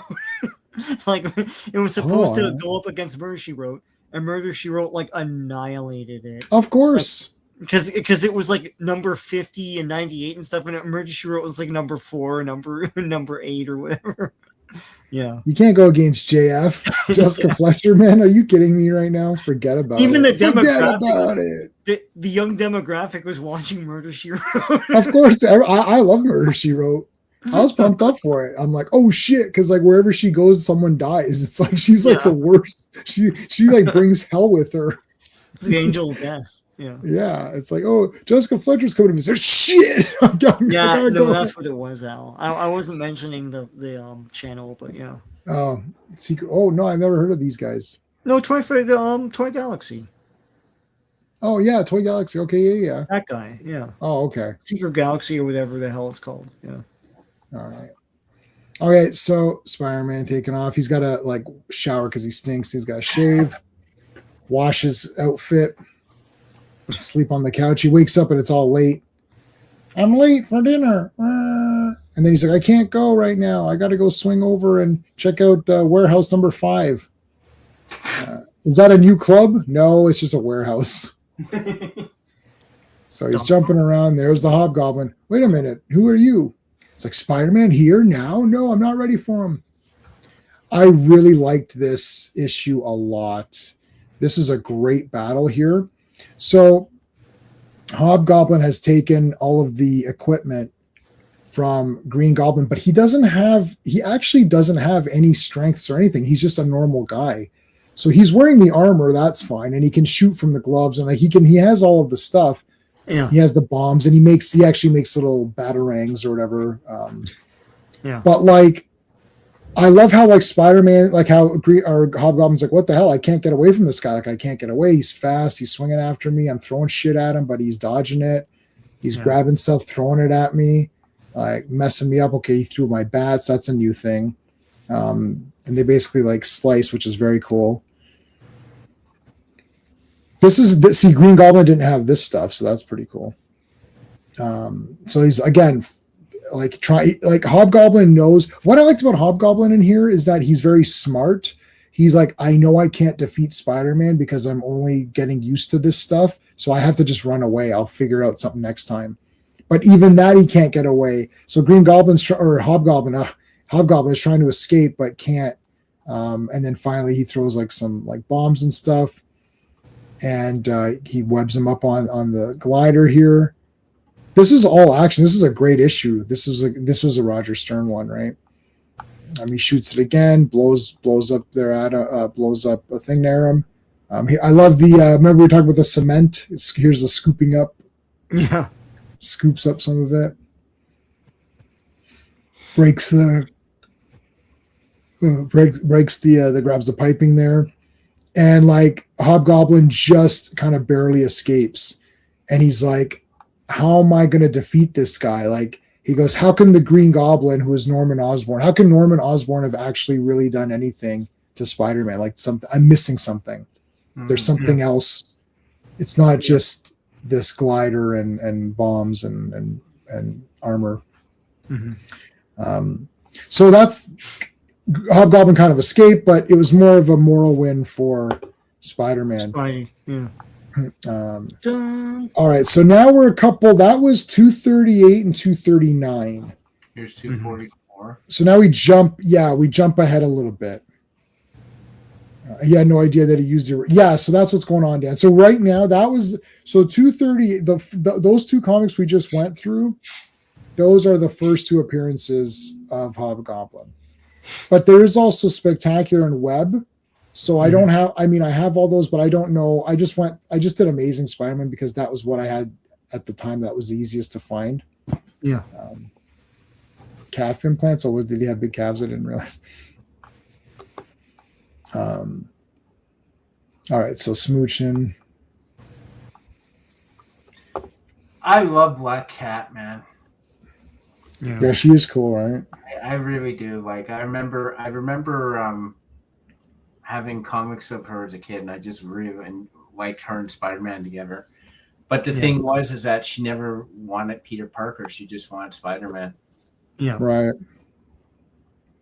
Yeah, so that's like reverse. There's certain character like Peter Parker was Peter Parker for a long time before he was Spider-Man. So depending on when you're reading the comics, he lived longer as Peter than he's lived as Spider-Man. Yes. Right? So he is Peter Parker. He grew up as Peter Parker. Clark Kent is Clark Kent. He's not Kal-El or Superman because he's not Superman all the time disguised as Clark Kent. That doesn't make any sense. Right. Because he's raised as Clark. He's raised as Clark. Yeah. Right. So that, which I don't agree with Bill in Kill Bill in Tarantino's movie. But that's Tarantino, man. Yeah, Tarantino did not understand that. Because I think he only knows about Superman and doesn't really read.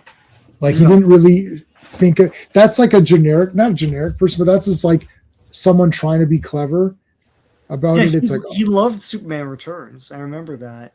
Right. Well, then that's a super fail. That's a super fail. That's a super fail. This is a job for super fail. All right. I gotta ask, So how big is that sandwich?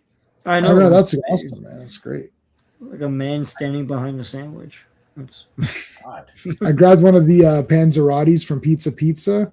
yeah. I haven't had one since my fat days, Mhm. and oh my god, I was halfway through. I was like, God damn, I don't think I can complete this. And then my wife got one of those. This is another thing, Yeah. some other thing. Yeah. It was awesome. Mhm. But it was massive. She's like, I can't eat all this. She ended up eating like 1/3 of it. She's like, well, can you finish this? It's like, now I've got 2/3 of your thing and half of my, I'm like, I'm gonna barf. It took me the whole day. I was going back. I was like, we like watch a movie and then I eat a bit more. And then I realized I used to eat one of those panzerottis like this by myself with dip. Yeah. Yeah. Wow, Yeah. what a fatty! Wow. The irredeemable Ant-Man. Scott Lang steals the Ant-Man. I guess. All right. I'm surprised when he found Green Goblin's lair, there wasn't any strength. Yes, so he has to make it. So we're just okay. So let's get to that. Let's get going.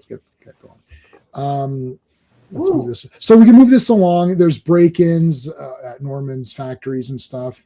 Extra. We know all about it.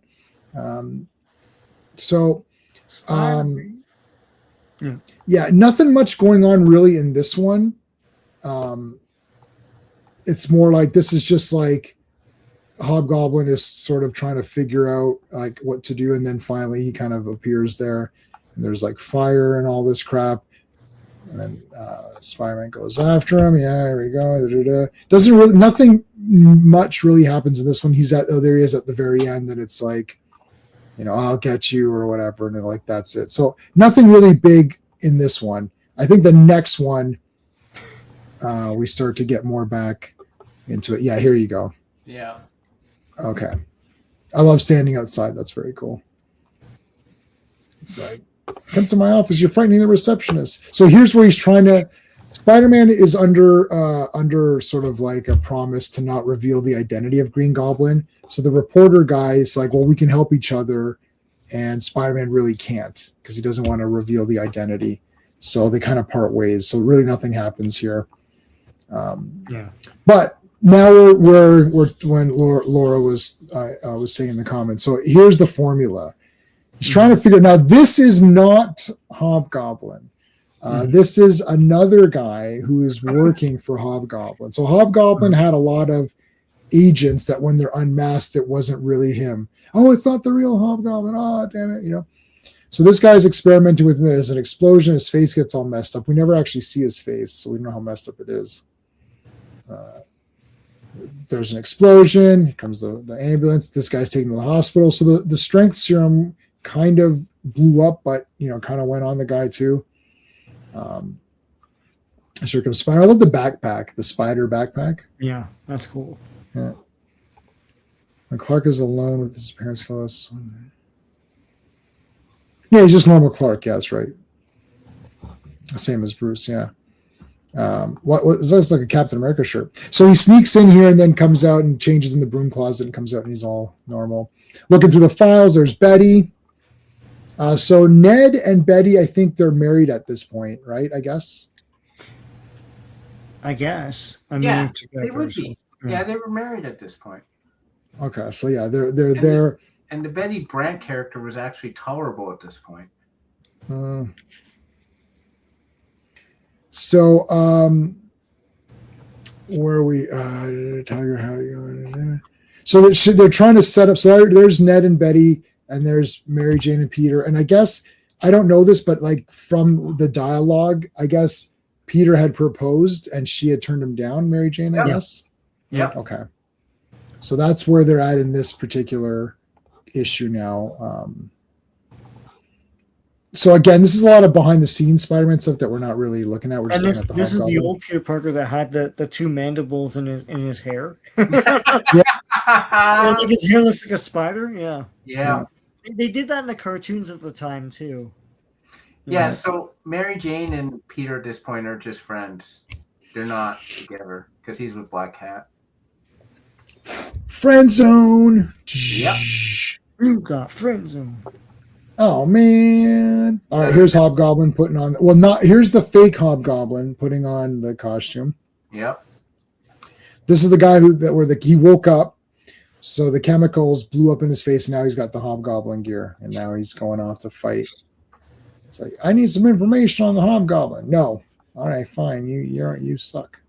So this is the cop trying to help him. They kind of help. This cop kind of likes Spider-Man, I guess. Yeah. It's like they're kind of buddies. So here comes Hobgoblin. Boom, boom, boom, shooting. Grabs the guy, throws him. Spider-Man saves him. Now it's like a great little battle here between the two of them. I always thought that because Goblin's flying around, either Goblin is flying around, it's always cool for Spider-Man because he has to swing. And so I like Vulture. Like, you know what I mean? Like, I like the flying guys. I always thought that was kind of neat. Scorpion was also cool because he could climb. So anyone who can kind of take it to the air is cool. Mm-hmm. Sandman just grows big, I guess. Hobgoblin strong. Look at this. He's picking this shit up. These big shipping containers. So this is not this is a fake Hobgoblin. Yeah. This guy was this Lefty. What was this guy's name? Oh, I can't remember. No, was it Lefty something? Anyways, this is a fake one. So the real Hobgoblin was using someone to test the formula because he didn't want to test it on himself until he figured out if it was good or not. So this guy's used it, but it kind of blew up on him. And with Bobby Kennedy, yeah, that's it. So now Spider-Man made himself a chest armor. It's like a He-Man figure. Oh yeah. He made web chest armor because he had to catch this thing.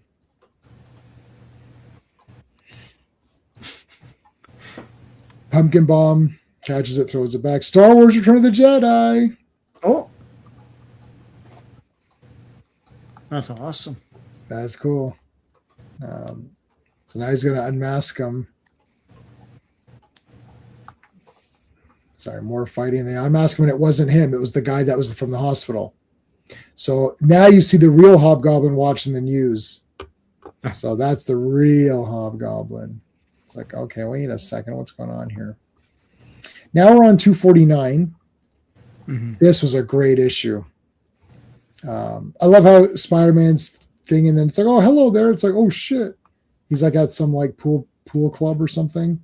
But she didn't notice. Mm. So now they're at this big pool party. I don't know why he's got the big animal shirt. So this is all nonsense. They're just having fun. Now Jameson is responsible for the Scorpion. Yep. Now I did not know that this happened because I didn't realize Jameson's coming clean about some of the shady crap. Yeah, Jameson's a villain. Yeah, he is. This isn't the only villain he funded. Yeah. Yeah, I know. Spider Slayers and stuff. Spider Slayers. Yeah. Yeah, like how many suits? Well, Al, Hobgoblin is really smart, so he's improving on all of them. He made the armor better. He's going to improve the formula. He has other weapons. So it's not the gear that Hobgoblin needs as much as the journals. The journals tell him all this stuff. The journals, one of the other ongoing storylines or plot threads is that because Norman had found out Spider-Man's secret identity, it's uncertain whether that identity was noted in one of the journals. So Hobgoblin may potentially know who Spider-Man is. Yeah. But they mentioned Scorpion. This will come into play in a little bit. So there's Harry. He got a letter. We'll get back to that. So all of these guys are getting letters. There's a lot of letters being sent out. We'll get back to what that is. Wasn't this in the? Yes, yeah. He made he made Scorpion in the animated series. That is correct. Yeah, it was like that. It was that armored version or whatever. So, anyways, in the cartoon, he makes the armor, and then the armor fuses to him or something, right? And he can't get. How does he take a dump in that if that armor's stuck to him? How anybody like Rhino's the worst. I remember when they revealed that he was infused, like he couldn't get out that suit. I was like, I know, but then how do you pee? Like, I don't get what's gonna happen, man. Maybe it's like a still suit. Yeah, it just goes into the. It recycles the pee or whatever. I mean, like poop and stuff. You don't want to know. You ever thought of the logistics? There's these 3 shells. Never mind. There's a secret compartment in the back. Yeah. There's a poop trap or whatever. Poop. Oh, here we chute. got the classic cover. Yeah, the class. Yeah, they did all On the the right. covers. Yeah. All right, so this is a recap. We know what's going on. I love how he's got a muscle shirt that says animal on it. It's great. Animal. Oh, there's Kingpin. Yeah. So they all get invited. All of these people randomly got invited to this club here. And so it's Harry, Kingpin, Jameson. That's the big ones. And they're all bad guys. Except for Harry and Jameson and Hobgoblin has found out all of their secrets because of Norman's journals. So he's gonna blackmail all these guys, and he knows that Harry's father was Green Goblin, so he's gonna blackmail him. So all of them are gonna get blackmailed by Hobgoblin. So he's like, I'm gonna take some money from each and every one of you. Isn't that cool? That's awesome. He's like, it's like he's doing a lot of different. I feel like he's doing a lot of non-Spider-Man or non-typical Spider-Man things, right? Like this doesn't even involve Spider-Man. It just so happens that Harry's his friend, so that's the only reason he even knows about it. Look like Peter Weller? Yeah, a little bit. You're right, he did, yeah. Mm-hmm. He's going to become Green Goblin, yes, and I'll show you an issue tonight. I like his face here. So this isn't it, but it's like one of those Gangland Wars things, isn't it, Sean? Yeah. Yep. Yeah. Yeah, I hate that whole thing. That's coming up. Yeah. Mm-hmm. Oh, I'm talking about the one they did last year. Oh, the one last year. Okay. Yeah, it sucked. Peter looks like ogre. Nerds. Nerd. Yeah, nerds. Someone did him versus Bolo, but like as Revenge of the Nerds characters. It's so random. It's like I like when there's people with lots of time on their hands. So he comes up and punches him in the head, but it's a robot. Doombot. But Doombot. I'm gonna write that song. I'm this close. I want to do a merman song for You Can Call Me Al or Call Me Al. Right, that one. So I want, and I've got one that's like, I'll call you Skelly, and Skelly, when you call me, you can call me. So it's like merman singing to Skeletor. I could be your henchman. No. If you'd be my, I had some of the lines. I could be your best henchman. So I want to do that, and I also want to do Doombot. Because like there is actual lyrics in that song. Yeah. And I found someone's actually got. No, I know. Yeah. Father. Yeah. What's your theme song? Oh, Call You Out. Yeah. At work, we played that like 70 times over. We had it on repeat. And there's the guy there that wasn't a fan of that song. His name was Vic. And Vic, it's like, it must be like fucking 40 minutes, dude. I swear to God. It's like it repeated 10 times. Because he was like, how goddamn long is this? How long is this song? Because like what the fuck? It's like we had it on we're like, Vic, it was on repeat. He's like, God damn! I was like, what is that gonna? It wasn't happening. It must have been like 15 minutes. He's like, what the shit? And this guy never gets mad. People were trying to like piss him off, and then we got him just by because it's like this repetitive song. And he's like, "Oh goddamn, long is that?" And the thing is, our cubicles have like big partitions, so you can't see the other guy. So So like Martin and I are like, yeah, let's go. So we're talking about the partition. And he's like, what the shit is happening? Oh my god! And we just played it. Just had it on repeat. Oh my god. Anyway, sorry, that's just a random. All right, so he punches his head off, but there's the real Hobgoblin. Oh, now Spider-Man jumps on top here for a big fight. now it's Christopher Walken. Yeah. Okay, so they have a great battle here inside, and there's Kingpin. Kingpin is actually very observant here because he actually says, "Leave it. I want to see how this plays out." So the Hobgoblin tried to intimidate and blackmail Kingpin, and now Spider-Man's fighting Hobgoblin, and Kingpin wants to see what happens, and he's almost like pissed at Hobgoblin to say, like, who do you think you are? Like, you're going to come in here and like, talk shit to me. So he almost kind of helps Spider-Man here. I'll show you guys how in just a minute. So I love the bat making bat webs or whatever. That was always cool. But he nails him. So now he nails him with this special formula that takes away the spider sense. And Green Goblin had that. Yeah. And Hobgoblin has made it even more potent, so it lasts a while. So Spider-Man takes out one of the spider tracers. He's about to connect it or throw it onto Hobgoblin, but Hobgoblin escapes. So Hobgoblin gets a legit win. 1, 2, 3, center of the ring, no interference. He nailed Spider-Man right here.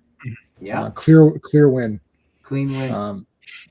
So Kingpin steps up and Hobgoblin's like, you know what, F it, I'm just going to take off because he doesn't want to face all these guys. And Kingpin throws the tracer. Yeah. Yeah, that's cool. Why? Yeah. Why this is cool is this is normally a thing that would be used on Kingpin. Kingpin knows about it and uses it for his own benefit. That's why he's an awesome character. Yeah, isn't that cool? That's really neat. So he's like, oh, I threw the spider tracer on. The problem is that the spider tracer at this point works by the spider sense, which is gone. Yeah. So let's do a couple more. He could have unmasked Spider-Man too, and he didn't. Right. Yep. Great cover. Yeah, great cover. That is awesome. And look, he stole the corner box. It's great, steal it. Yeah. Isn't that cool? Great writing. Yeah. Confessions. Okay, so here's where he's like, I can't do it without my. It's a recap, which we already saw.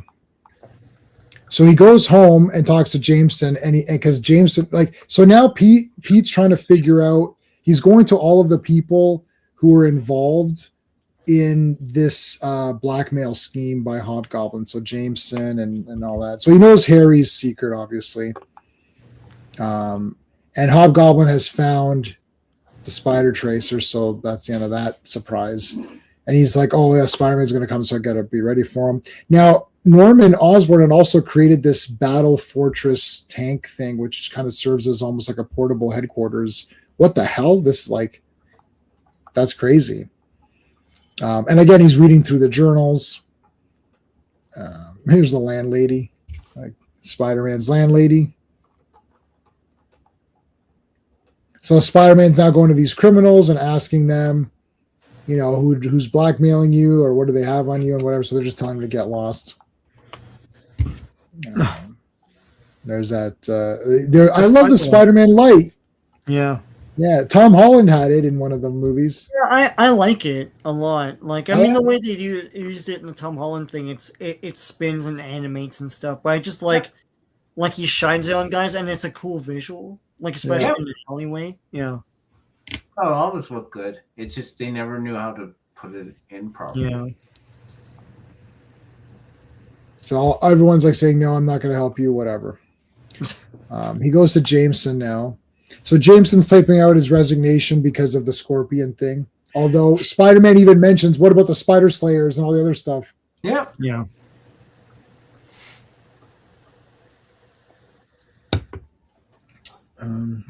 So at this point, how many Green Goblin pairs did he find?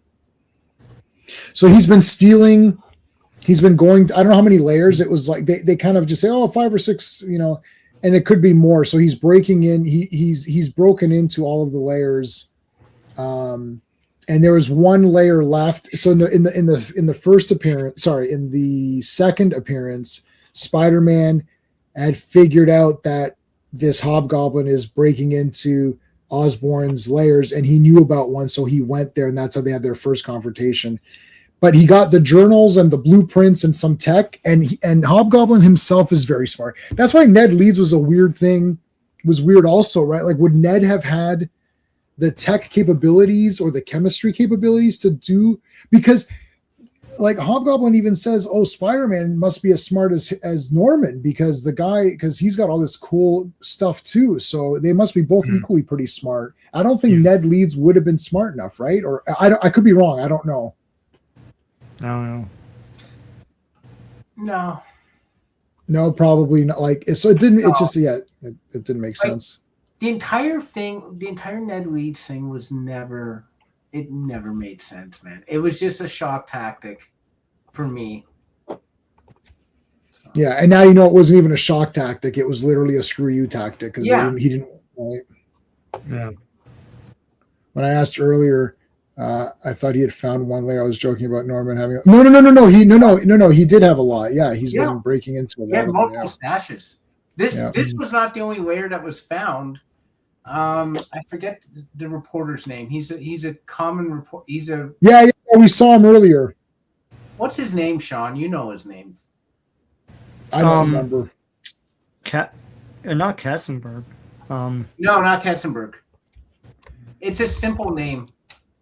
Yeah, I know. I can't believe I'm blanking on it. 1 second. Let's see. Is it Robbie Robertson? He wasn't a reporter. Not He was an editor. This is a reporter. I think he was in Daredevil 2. Oh, Ben Urich? Ben Urich. Okay. Thank you, J-Man. Ben Urich's nephew Phil found another cache. Wow. And became the new Green Goblin. He was like the 4th iteration or something. All right, so now he's confronting JJ. He's like, "Don't worry, JJ, you won't have to resign because I'm going to find out what's going on." And JJ keeps typing because he's honest, even though he wasn't honest at all. No. He was. He did admit at one point why he truly hated Spider-Man. Well, do you know what did he say? Yeah, he said it was because Spider-Man demonstrated that JJJ wasn't as good a man as he thought he was. He was an impossible standard to live up to as a good human being, and he hated him for it. That's issue 11 of Amazing Spider-Man. But no, this one was was it 11? Like they were tied to each other. Yeah, there's one where he makes confession to himself, and that's I think. Well, that was to himself, but he actually told Spider-Man. They were tied to each other. There was a bomb, and they were tied to each other with the bomb there. Mm-hmm. So he's got a 9 head. 9 head. No, I don't think so. That's not a 9. Are you crazy, Al? It could be a 5 head, maybe. So 5 or I would say, but yeah. I got a 4. I got a 4 head. I've kind of got a 4 head. Yeah. No, mine's 4. Mine's perfectly 4. Are you trying to fit one in like when you do the baseball thing? I think mine's it's verging on 5. 4 point. Maybe it's a 4.25 head. 5, yeah. All right. So 4.5 head, yeah. He finds an old spider tracer, the old style ones but the batteries are all corroded up, so he's got to get it all fixed. Oh, that shit! I hate that. I know, I do. That's the bane of all vintage Star Wars collectors or whatever. It's like, God damn it, no, it doesn't do the noise. You're a 5 head, Al? Yeah. Well, I mean, if you're bald, then I guess are you bald? Because then you're like a 100 head or whatever. I don't even know. Like, it's like it doesn't it doesn't count. I don't think. I think if you're bald, it doesn't matter anymore. Oh, there's the light. That is cool. Yeah. Spins around and shoots him. Boom. Now there's a good little scuffle here. Uppercut. Wow, that was a duck and a low punch. Boom. Boom. Punch him into that. How did he end up facing the wrong way? It's like he literally punched. Look at how he punched them. He literally punched fell them back, and then he literally like spun. Yeah, it's like he spun twice around or whatever. Holy crap! That's a hell of a shot. Now he shoots him, webs that up, boom! It explodes. Oh, back fist. Your head is shaved, so yeah, you're like. I mean, you don't have a. You have as many head. You have no, like your whole head is a head, a forehead. Your whole head is a head. Yeah, it's like you. All right, so this is a great shot here of dodging. Not the journal. No, the journals. You blew them up. So the journals are on fire and destroyed, and that's really pissed off Hobgoblin now because that was his big meal ticket. And then Jameson gives this for the front page, and that's it. Yeah. All right. So what's the next one? Let me see. I did read the next one, 251. You're a head, yeah. Just like the monkey's head. Yeah. From the people that gave you head. Remember The that? producer gave you head, yeah. It's like the stupidest thing. That's the only reason why they called it that. So if they made a sequel, Yeah. it's like only thinking ahead. Like Thinking ahead. they're thinking of the sequel first. You don't want to get ahead of yourself. Yeah. Remember in Austin Powers, that's not the way to get ahead in life. It's not the time to lose one's head. Just like, okay, you finished. He's like, yeah, I'm good. It's like get all the head jokes out.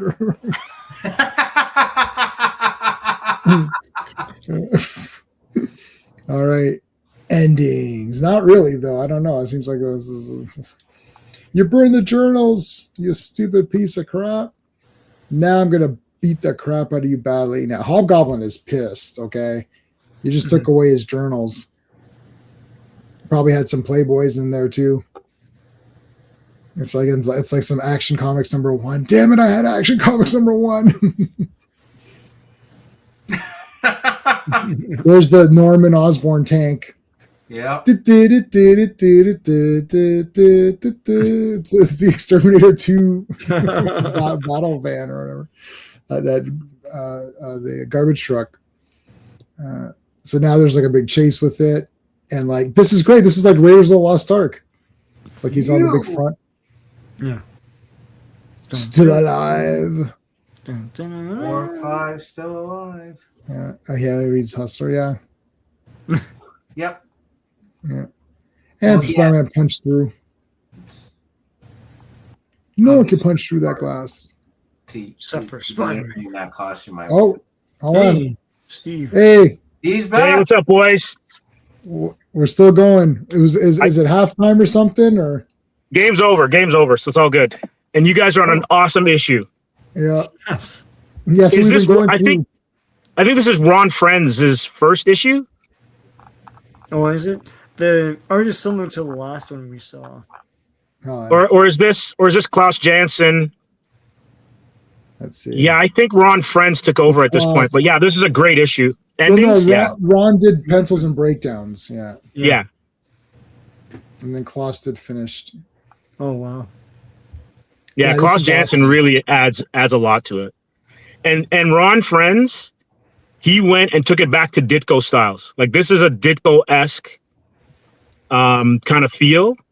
And I don't know if you guys have brought this up, but I thought about this coming back to the car. It would be amazing if you're gonna do the Goblin saga in the Tom Holland movies, do Hobgoblin. Yeah. Do Hobgoblin. But not with Ned, but do Hobgoblin, where someone finds Osborn's stuff. If you're gonna amalgamate all of the universes, someone finds Defoe's stuff and goes from there. Yeah. I thought of that immediately. As soon as I read these, it's like you could literally copy this entire thing almost exactly and just have one villain. And you could even do a 2-part thing where, he's figured, or you can make it a longer movie, but just have one. I don't like a bunch of villains doing a bunch of random crap. No. The first one was fine with Vulture. Then it was just Mysterio. And then all of a sudden it was everybody. It's like, what happened here? Like, why is everybody in this movie? Like, why don't you just do one guy? And then Spider-Man has so many villains that you could do it forever. Like the third movie should have been Scorpion. We should have already Yeah. had Scorpion in the full costume with the full armor in the third movie. Then this fourth movie could have been Hobgoblin or whatever. Now I know they put it all together with the 3 Spider-Mans, and I do like the last hour of that movie where they're all together fighting and stuff. It's really neat. And I thought Willem Dafoe was awesome as Green Goblin in that third movie. Yeah. I wish he had the mask when he had the full, because when he had the full gear on, it looked awesome. But anyway, it is what it is. You read it for the articles? Yeah, they have great articles in Hustler. Yeah. No, because here he burned all the journals, got destroyed, and there's also Playboy issues that got destroyed. So I think Hobgoblin was a bit more upset at those. But now it's the Exterminator 2 tank, which is converted a garbage truck that they turned into a tank to fight Mario Van Peebles. But anyways, so here's another thing I didn't ask you guys. He always has his left eye bigger. That's been in every. Is that just because he's squinting and like? I mean, it feels like, or is that part of it? That's just how they drew him. Yeah, I think because he just treat the masks, and like, isn't that why it's that euchre or ochre or whatever that color is and gray? Because he basically took the old uniforms and kind of dyed them or something. That's that's what they said. Yeah, he dyed them. And then he added a cape because Green Goblin never had a cape. I think adding the cape made Hobgoblin. Oh yeah, it was so good. Like this looks cool. It looks like Moon Knight here there. I like his face. That would be awesome. Even tech suit made by the Tinkerer. Yeah. Oh, totally. Skip the Osborn family. Absolutely. Because Harry's a disaster in the Tom Holland movies. Oh God, yes. Yeah, and then they made Ned Leeds look like the Miles Morales friend. Yeah. What the hell? That was so weird. It's so weird. Like, then just do the Miles Morales friend. Like whatever that guy's name is. Like, don't even say Ned. Just give him that guy's name. Yeah, because like Peter didn't go to school with Ned. He went to school with Liz. Yeah. He didn't go to high school with Ned. He worked with Ned. Yep. Yeah, later. Yeah. Yeah, we saw Ned in a couple issues ago. So anyways, okay, so again, Spider Sense kind of came back there a little bit, beating the crap out of each other. Spectacular Steve, yes. It's like Wonder Man's vehicle. It's got his W on it. Yeah. But it goes off the edge while they're fighting inside, and they're drowning inside, and Hobgoblin still wants to continue fighting. Like the action in these are ridiculous. Oh yeah. Yeah, so we did, so which one is this? This one is, we did 238, 239, 244, 245, 249, 250, 251. There's a cover where Spidey's dodging and it's just pumpkin bombs being thrown at him. That's one of my favorite John Romita Jr. covers. I think we'll see it on here. I think it's like 248. You've already passed it. Yeah, I can go back and show it. See, look, they're drowning, and he still has to fight. This is so good, man. I know, these are awesome. I'm thinking about getting these just to have these ones that we just looked at today. And I checked for the first appearance of Hobgoblin. It's not that much at all because nobody cares about him. He's not in a movie or anything. So, what about it? Came with a sticker, if I'm not mistaken. Nobody has that. Everything on eBay is like they're tattoos. They came with tattoos. Every kid used those tattoos, so nobody's got those. Yeah, I don't think I have mine either. To be honest with you, I think I used it. Yeah, it's like. So he pulls out the mask, and is he dead? I don't know. So Jameson does. He says, "Oh, I think Hobgoblin's dead," and Jameson's like, "I already published that I'm stepping down because of the whole Scorpion fiasco." And it's like in brackets. Did you mention the Spider Slayers? Did you mention the Scorpion, Spider Slayer? What else did he do? Like he's done a bunch of stuff by now, right? Yeah. And he's still being a dick. I don't know. Jameson sucks. Like he's an asswipe. He does. He was so pissed off at Spider-Man, he rubbed off all of his webbing off of his thing. Yeah. So if I'm not mistaken, it's this issue, and then it goes into Secret Wars. I think so. Wow. This is Secret Wars. Yeah. Yep. Yeah. Yeah. There you Secret go. Wars. This is it. Yeah. So now the next one after this, which one is this? 251. So, okay, wait, before we do the next one, actually, Steve, since you're back, what have you got going on your channel coming up? We talked about SDCC. We had our weekly news hit yesterday. Took a look at the Avengers Doomsday trailer and Rob Liefeld doing Not Safe for Work covers, as well as the Pixar mass layoffs and how it's affecting even ESPN. Like anything that Disney owns, you're going to lose your job. Yeah. Crazy. Okay, so guys, there's if you're watching on my channel, so I'm J-Man. If you're watching on J-Man's channel, then you can see the links in my chat. If you're watching on one of the other guys' channels, then you'll have to look at the link on the screen or go to my channel and click the link. So Sean and I are going to be back tomorrow night, and Steve is back tomorrow night. I may miss tomorrow. I'm going to a gallery opening, so Okay. I may miss it. Okay, so Sean, you're good for tomorrow, right? Yep. So we're back tomorrow for Fantastic Four, Fantastic Fridays. And then Avengers is on Monday. And then I'll be back with my buddy Pete talking about Backrooms.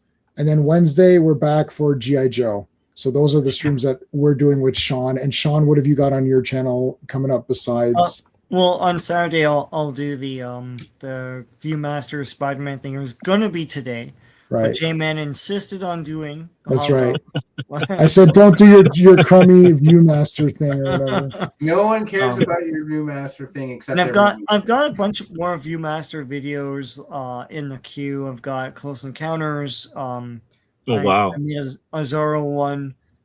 So there's a lot of cool stuff coming, and also I'll be doing more videos about more comics. There you go. And Steven is an author who's got an author's page. Steve, what have you got coming up? Nothing really that I haven't mentioned before. I am going to do the Saw series at some point and do a retro on it. Mm-hmm. But right now, just getting that book, giving it a final edit, and then formatting, which is awesome. And I have to get a cover done. So I will probably be reaching out to Can't Be Reached for further comment at some point. All right, awesome. Okay, so wait, we're looking at. Okay, so there's this one. That was a cool cover. Oh yeah, this was. I had yeah. this comic, man. 249. Yeah. I mean, I was like, how can you not want this? This is literally Spider-Man, like Hobgoblin Spider-Man, and then in the shadow of the Kingpin. That's a crazy cover. Yeah. And that's the cover there that I loved. Yeah. Yeah. I think that's one of John Romita Jr.'s final issues. All right, so we did. Did I read this one? Oh no, I didn't read this one. And this is where you find out about Mary Jane and why she has behaved the way that she's behaved since, he was dating Gwen. Yeah. So, Sean, you might actually end up liking Mary Jane a little bit if you read these issues. A little bit. No guarantees, just a tad. So yeah, this one I didn't read this one, so I have yet to read this. So we covered all the ones that I've read. So let's take a look at our poll for a second. So there's 8 votes. It's basically thoughts on Hobgoblin. Awesome villain, 62% think he's an awesome villain. He's underrated, 38%, and that's it. Wasted opportunity, no one thought that, and no one thought that. So I'm going to end that poll. So everyone likes Hobgoblin. That's great. Yeah. We could talk a bit. We'll start to wrap shortly. We can talk a bit about Brand New Day. I got my tickets for Avengers Doomsday, which is sold out the ass. So whether you not look, that movie's going to be iffy, but whatever your thoughts are, it's sold out. It's sold out everywhere, just the same as that Odyssey movie, just the same as the Spider-Man. I mean, people are pumped up. So they're pumped up enough to go. The Avengers Doomsday is 5 months away. That's crazy. Their tickets are gone. That's insane when you think about it. Yeah, that's insane, right? Yeah. Hopefully it's the McCarthy Congress. I don't know any of these. I don't know what I don't know what any of that stuff means, but okay. Let me see. Oh. Fun fact: I learned the other day that there is no 9. I don't even see it. Is 9.9 even a thing that I've never seen a 9.9? I've never seen a 9.9 ever. Hold on a second. Let's see. I don't, to my recollection, I've never seen a 9.9, and I think I've seen 110 of a comic, not even Spidey, just of a comic. Yeah, of any comic. Like, where's a 9.9? Oh, there's a 9.9. Okay, so let me share my screen. I'm looking at this and you guys can't see shit. Hold on. The man can't see shit. You call that the matter? That's from Once Upon a Time in Hollywood. So there's a 9.9. Is that real? Are these real? Giant Size X-Men 1 9.9. Wow. You have a 9.9 of what's MLP? Marvel. No, Marvel. I don't know. I don't know what ML. I don't know any abbreviation. Laura, I think you're new here. I don't know any abbreviations. I'm brutal. I don't know anything. I found it. My Little Pony. Okay. Oh, I definitely wouldn't have guessed that. Of course. Okay, I would not have guessed My Little Pony. So thank God he told us. Pretty close to. Yeah, that's all pretty great. I'm only at 5.6. Oh, you don't think it goes above 9.8? No, it does. It does. There's a 10. There's a 10 out there. Let me see. Is there a 10? Bo Derek. I'm showing my age, audience. Sorry. Oh, Bo Derek. I got that one, Steve. I know. That was good.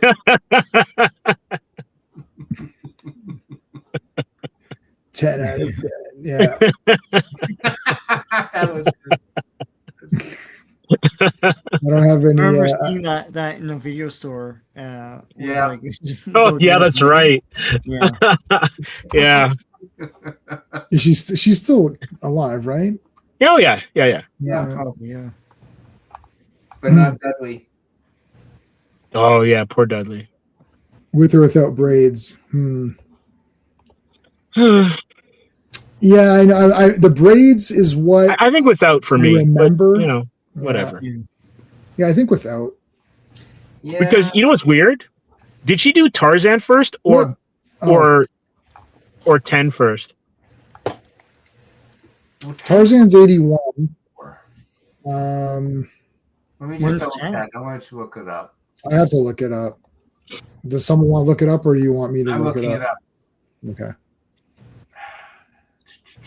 10 is first. I just Okay. yeah, Tarzan. 79, and then 81 is Tarzan. Yeah.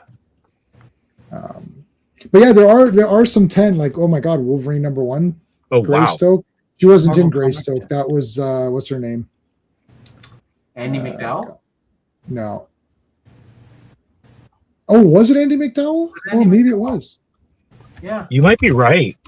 It was Tarzan the Ape Man was Bo Derek. Which one was No, Christopher Andy Lambert, McDowell, right? Steven's right. Andy McDowell is Greystoke. Yeah. Right.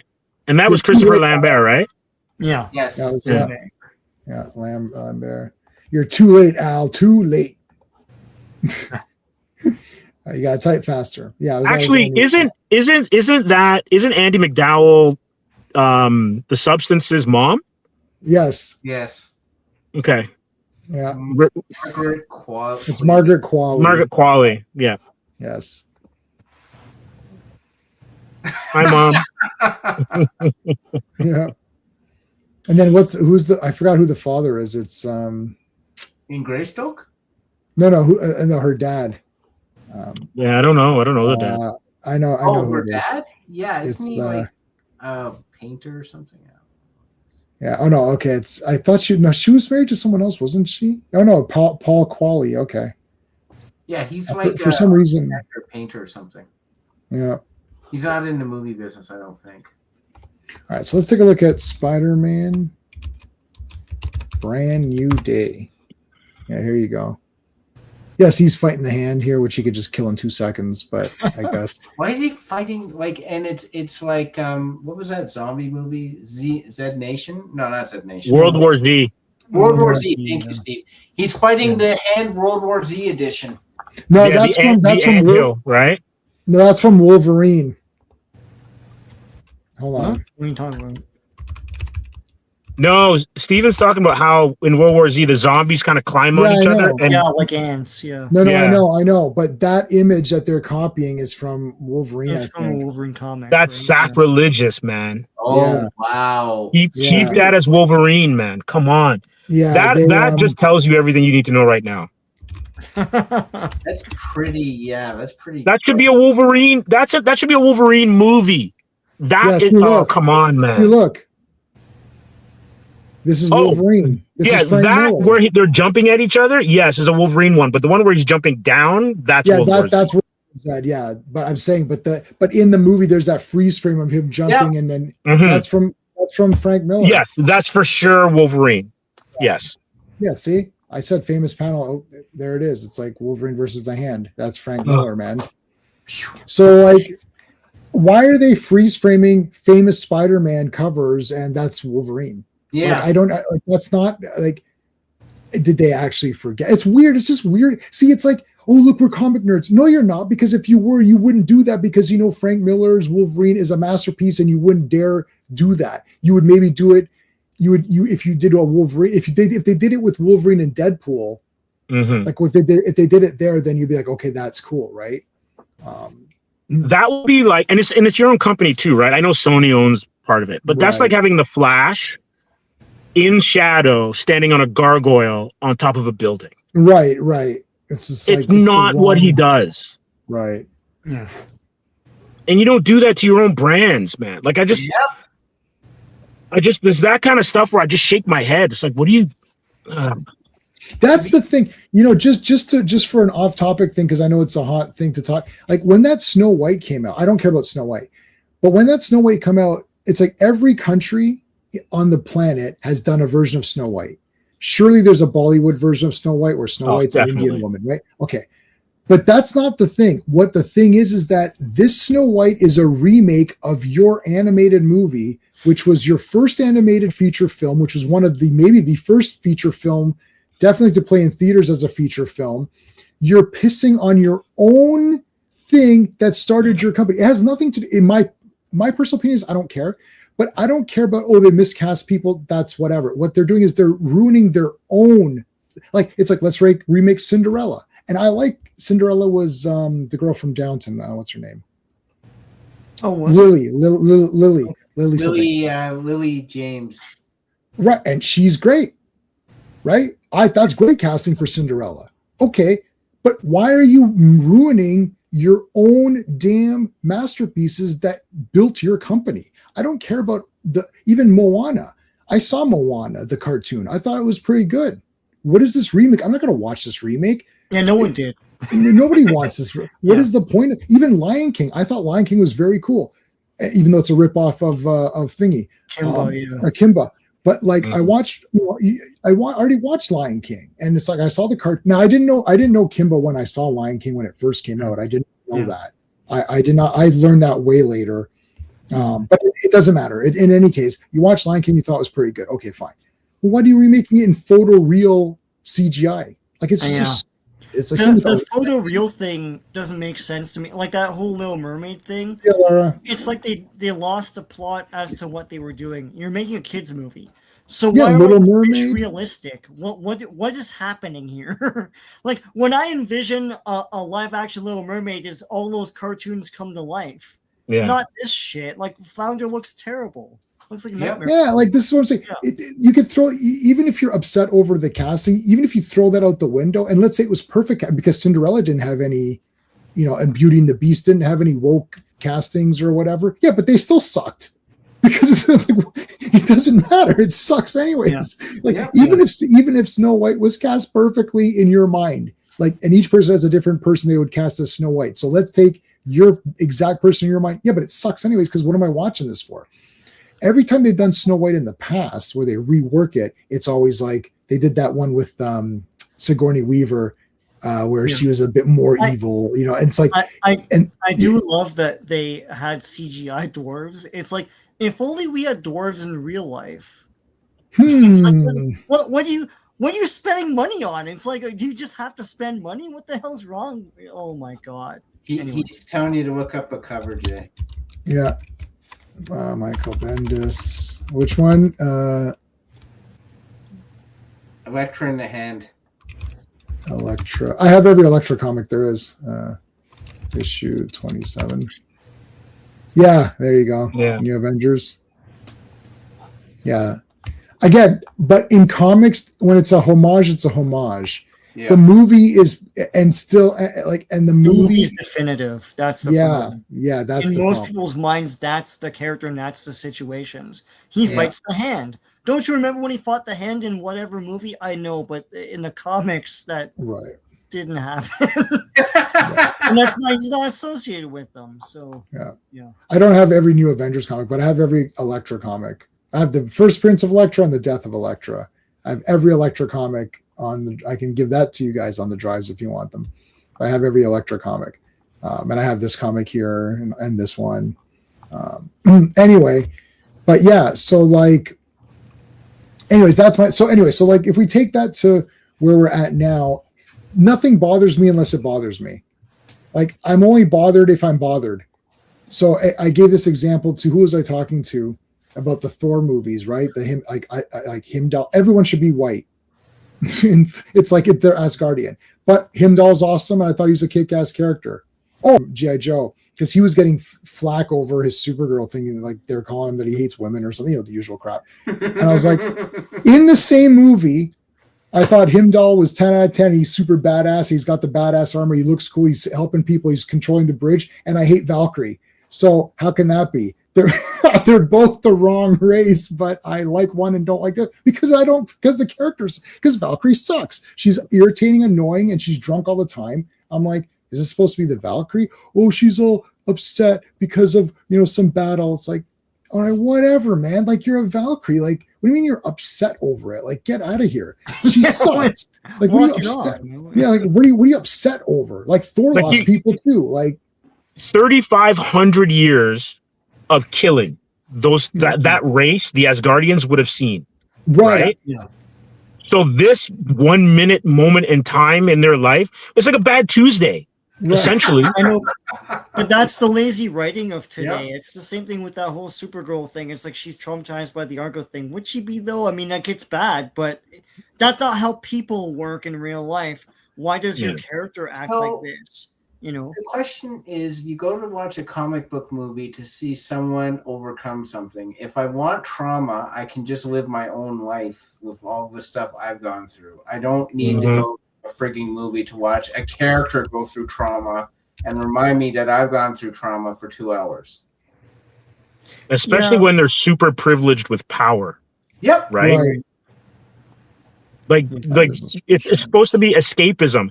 Like Parker was poor. Like I've made this argument, and I was like, Parker is like the first like superstar black superhero. Mm-hmm. Yeah, Black Panther. Yes, I get it, Luke Cage. But if you think of like the things that you associate with like the black struggle, Parker is like there. Mm-hmm. So the police, closer problems with the police, trouble finding money, trying to keep his family together. Yeah. No respect, like all those kind of things, right? Like if it was just like a 70s movie or even now, Boys in the Hood, whatever, you can go, okay, like you can relate to what he went through. And then he still does amazing stuff while he's trying to keep his life together. And that's why he's so beloved, right? Yeah. Yeah. You don't then throw him away or throw away what makes that character special. Yeah. And they keep the differentiate and the thing is, I actually got a little bit touchy with some of the people who are running in Superman or Supergirl thing, who are running some of these Supergirl and Superman channels, and they're like, yeah, I thought it was okay. It's like, I thought it was pretty good. I'll give it a 7 out of 10 or an 8 out of 10. It's like, what are you talking about? She murdered someone in cold blood at the end. And it's like, well, what do you want her to do? She doesn't have the no kill rule. It's like, okay, well, Brainiac, Lex Luthor, and Joker all kill people. Would you call them the same? Would you say the only thing that makes Joker, Lex Luthor, and Brainiac different from each other is that they kill? Like, it's like they're different characters. Like, it's like, oh yeah, well, Superman is different from Joker because Superman doesn't kill and Joker does. Yeah, among other differences as well. Like, that's not it's a brother. If you look at them as brother and sister or cousin, which, you know, they're closer than actual cousins would be. It's like they're not the same. She would have she's different age, she's a different sex. It's like she's shorter. Like, you know, it's like, say anything. It's like she's lived a different life than Clark. She should have different aspirations, different goals in her life than what Clark does. And one of those shouldn't just be, oh, I kill and he doesn't. Like, yeah. Same thing with, we talked about this too, and I always like testing these stuff on people I know. So my wife is always there, and I always test her. It's like the whole, tell me about Captain America. Oh, she's all right. Okay, tell me about Shang-Chi. Like, from MCU, she only knows MCU, and she can't say anything. Yeah, that's what I was saying. The plank. That's what you were saying. Yeah. Yeah. Yeah. So tell me about Shang-Chi.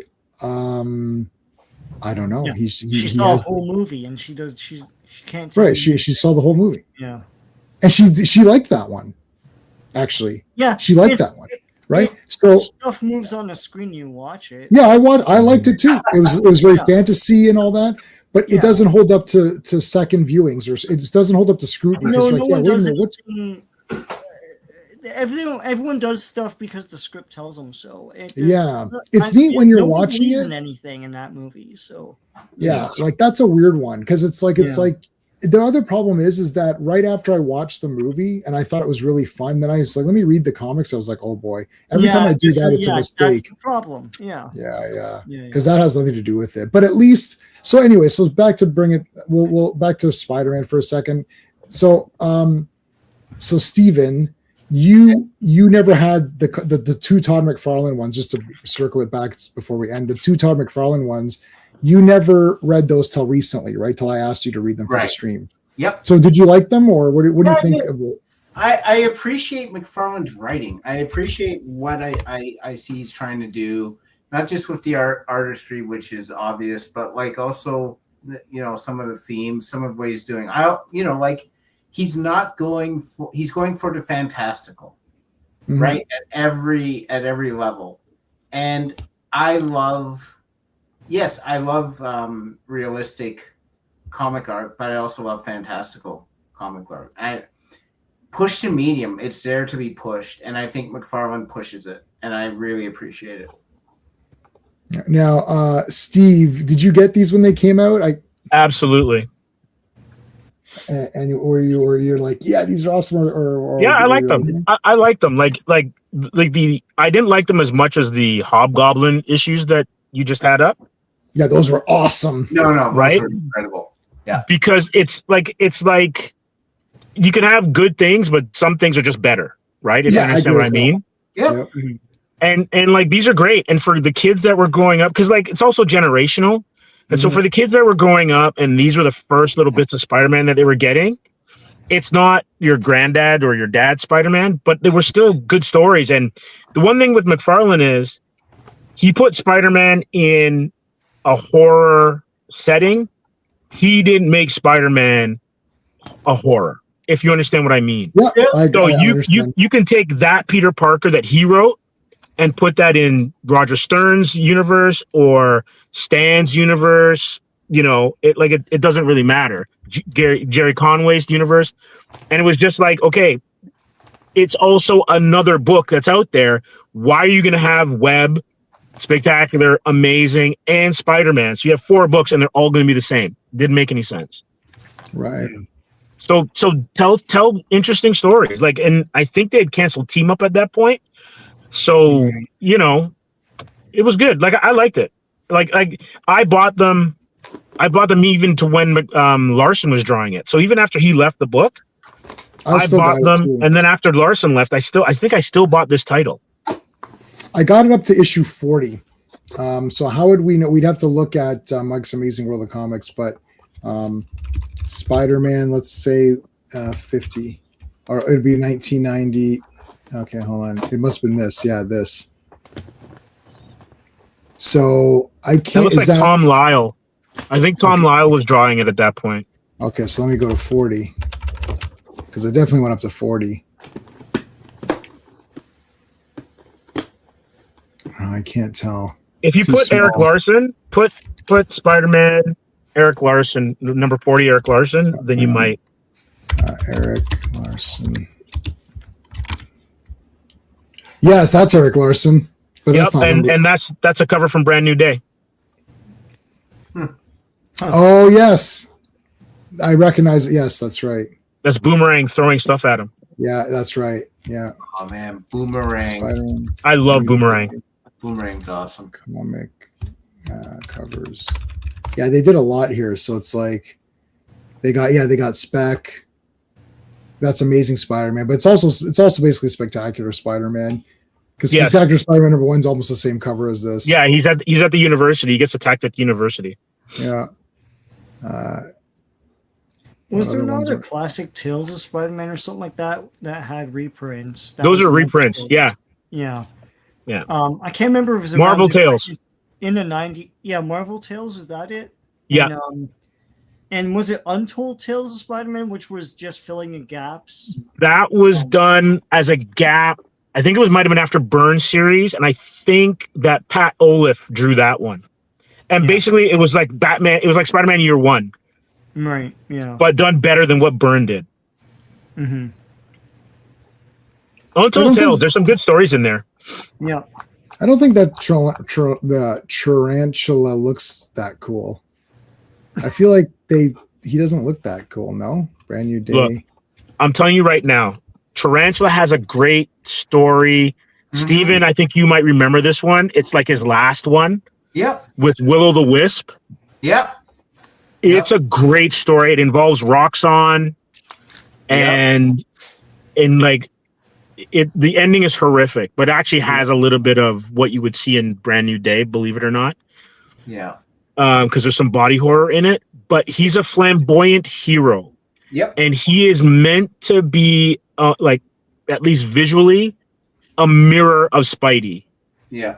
And so if you mute his colors, they're whatever that is in those images, you take away from how bright he is. He's supposed to be in red with that big blue spider, Right. which now that I think about it, is kind of like where they probably went to get Venom's look from.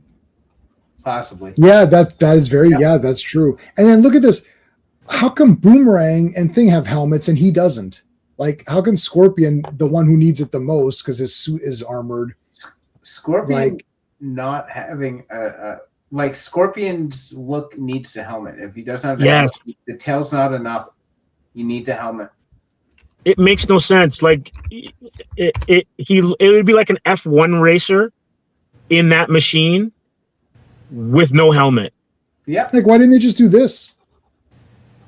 It's the easiest helmet too. And the thing about it too is Right, look at Scorpion's helmet is such that you can still see Mike Mando's face. Yeah. Yeah. Here, someone did like a kind of a fake version. I mean, I would love to have, I gave this toy away at the last show. I mean, I would have loved to have something like this, but okay, if you can't do that, then why don't you just do this? Yeah. Like, that's cool. Use that. Just actually copy this. Yeah. With all the Kamen Rider and all that stuff that's out there, right? And all the anime and all that kind of stuff, you can't design a mask that looks cool for Scorpion. Yeah. There's this What are you version talking that had about? this toy. Power Rangers have been running around forever. Yeah. Oh, yeah, what's that Legend of the White Dragon? Yeah. Yes. This is pretty cool. Like, where's the and he picks green. That's cool. He picks the green. They're like, you can pick she's like, pick your color, and then he picks the green one.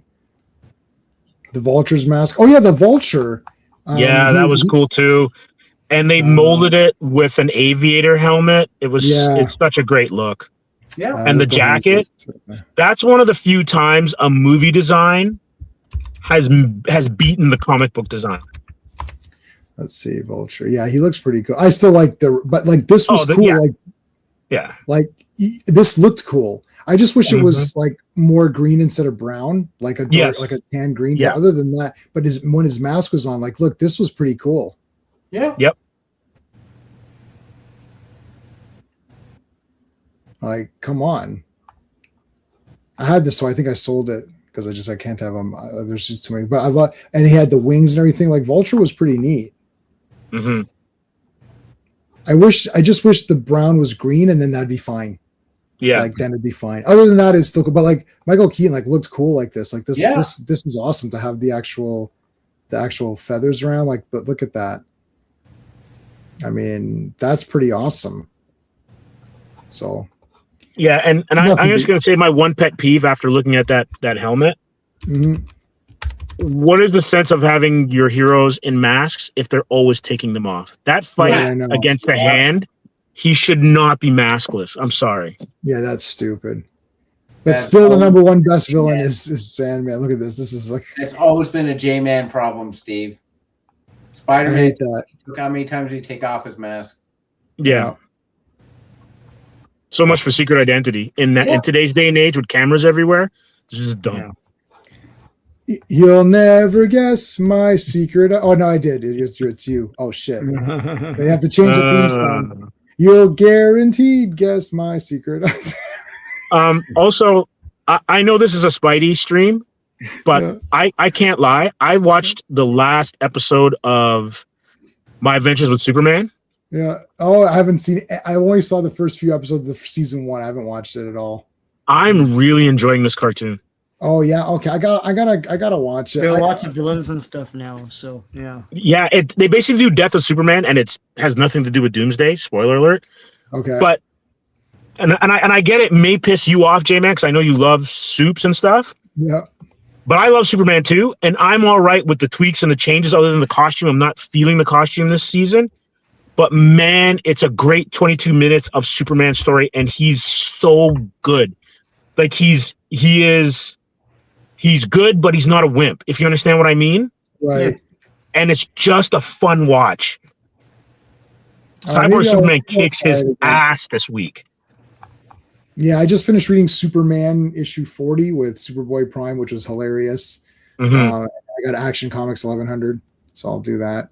And actually, I was going through my stuff today, and look what I found, because I found.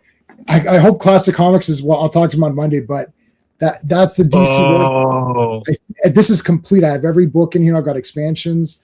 I think this is the one that he was talking about when he was saying that DC one was awesome. I found this, and I also found, you're not going to be able to see because of the I didn't turn the light on, but on the comments there. Do you see that? That's Battle Masters. Okay, that's that. Look up Battle Masters. It's a carpet. You roll out a carpet, and you have troops. It's actually like it's like it would take up like my entire carpet here. And you move your troops in battalions. It's like medieval warfare. I've got the whole thing. I've got all the pieces. We used to play that. It was awesome. Did you ever see that Battle Masters, Sean? Yeah, you told me about it. Yeah. Oh God, it's it's massive. So that's a cool thing. So I was going through some of my board games. And I have Atmosphere. That right. And what other ones did I find? Oh, that's just chess.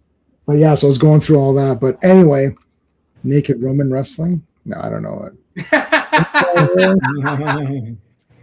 That's tomorrow. Play. Okay, guys, that's it. We're done. We'll see you. Some of us will see you tomorrow, and others will see you tomorrow and Monday, and others will see you just Monday. So, bye. Thanks for being here, guys. Bye. Hey, friends, you've just been listening to J-Man, and he is the smartest person who ever lived. So make sure you like and subscribe.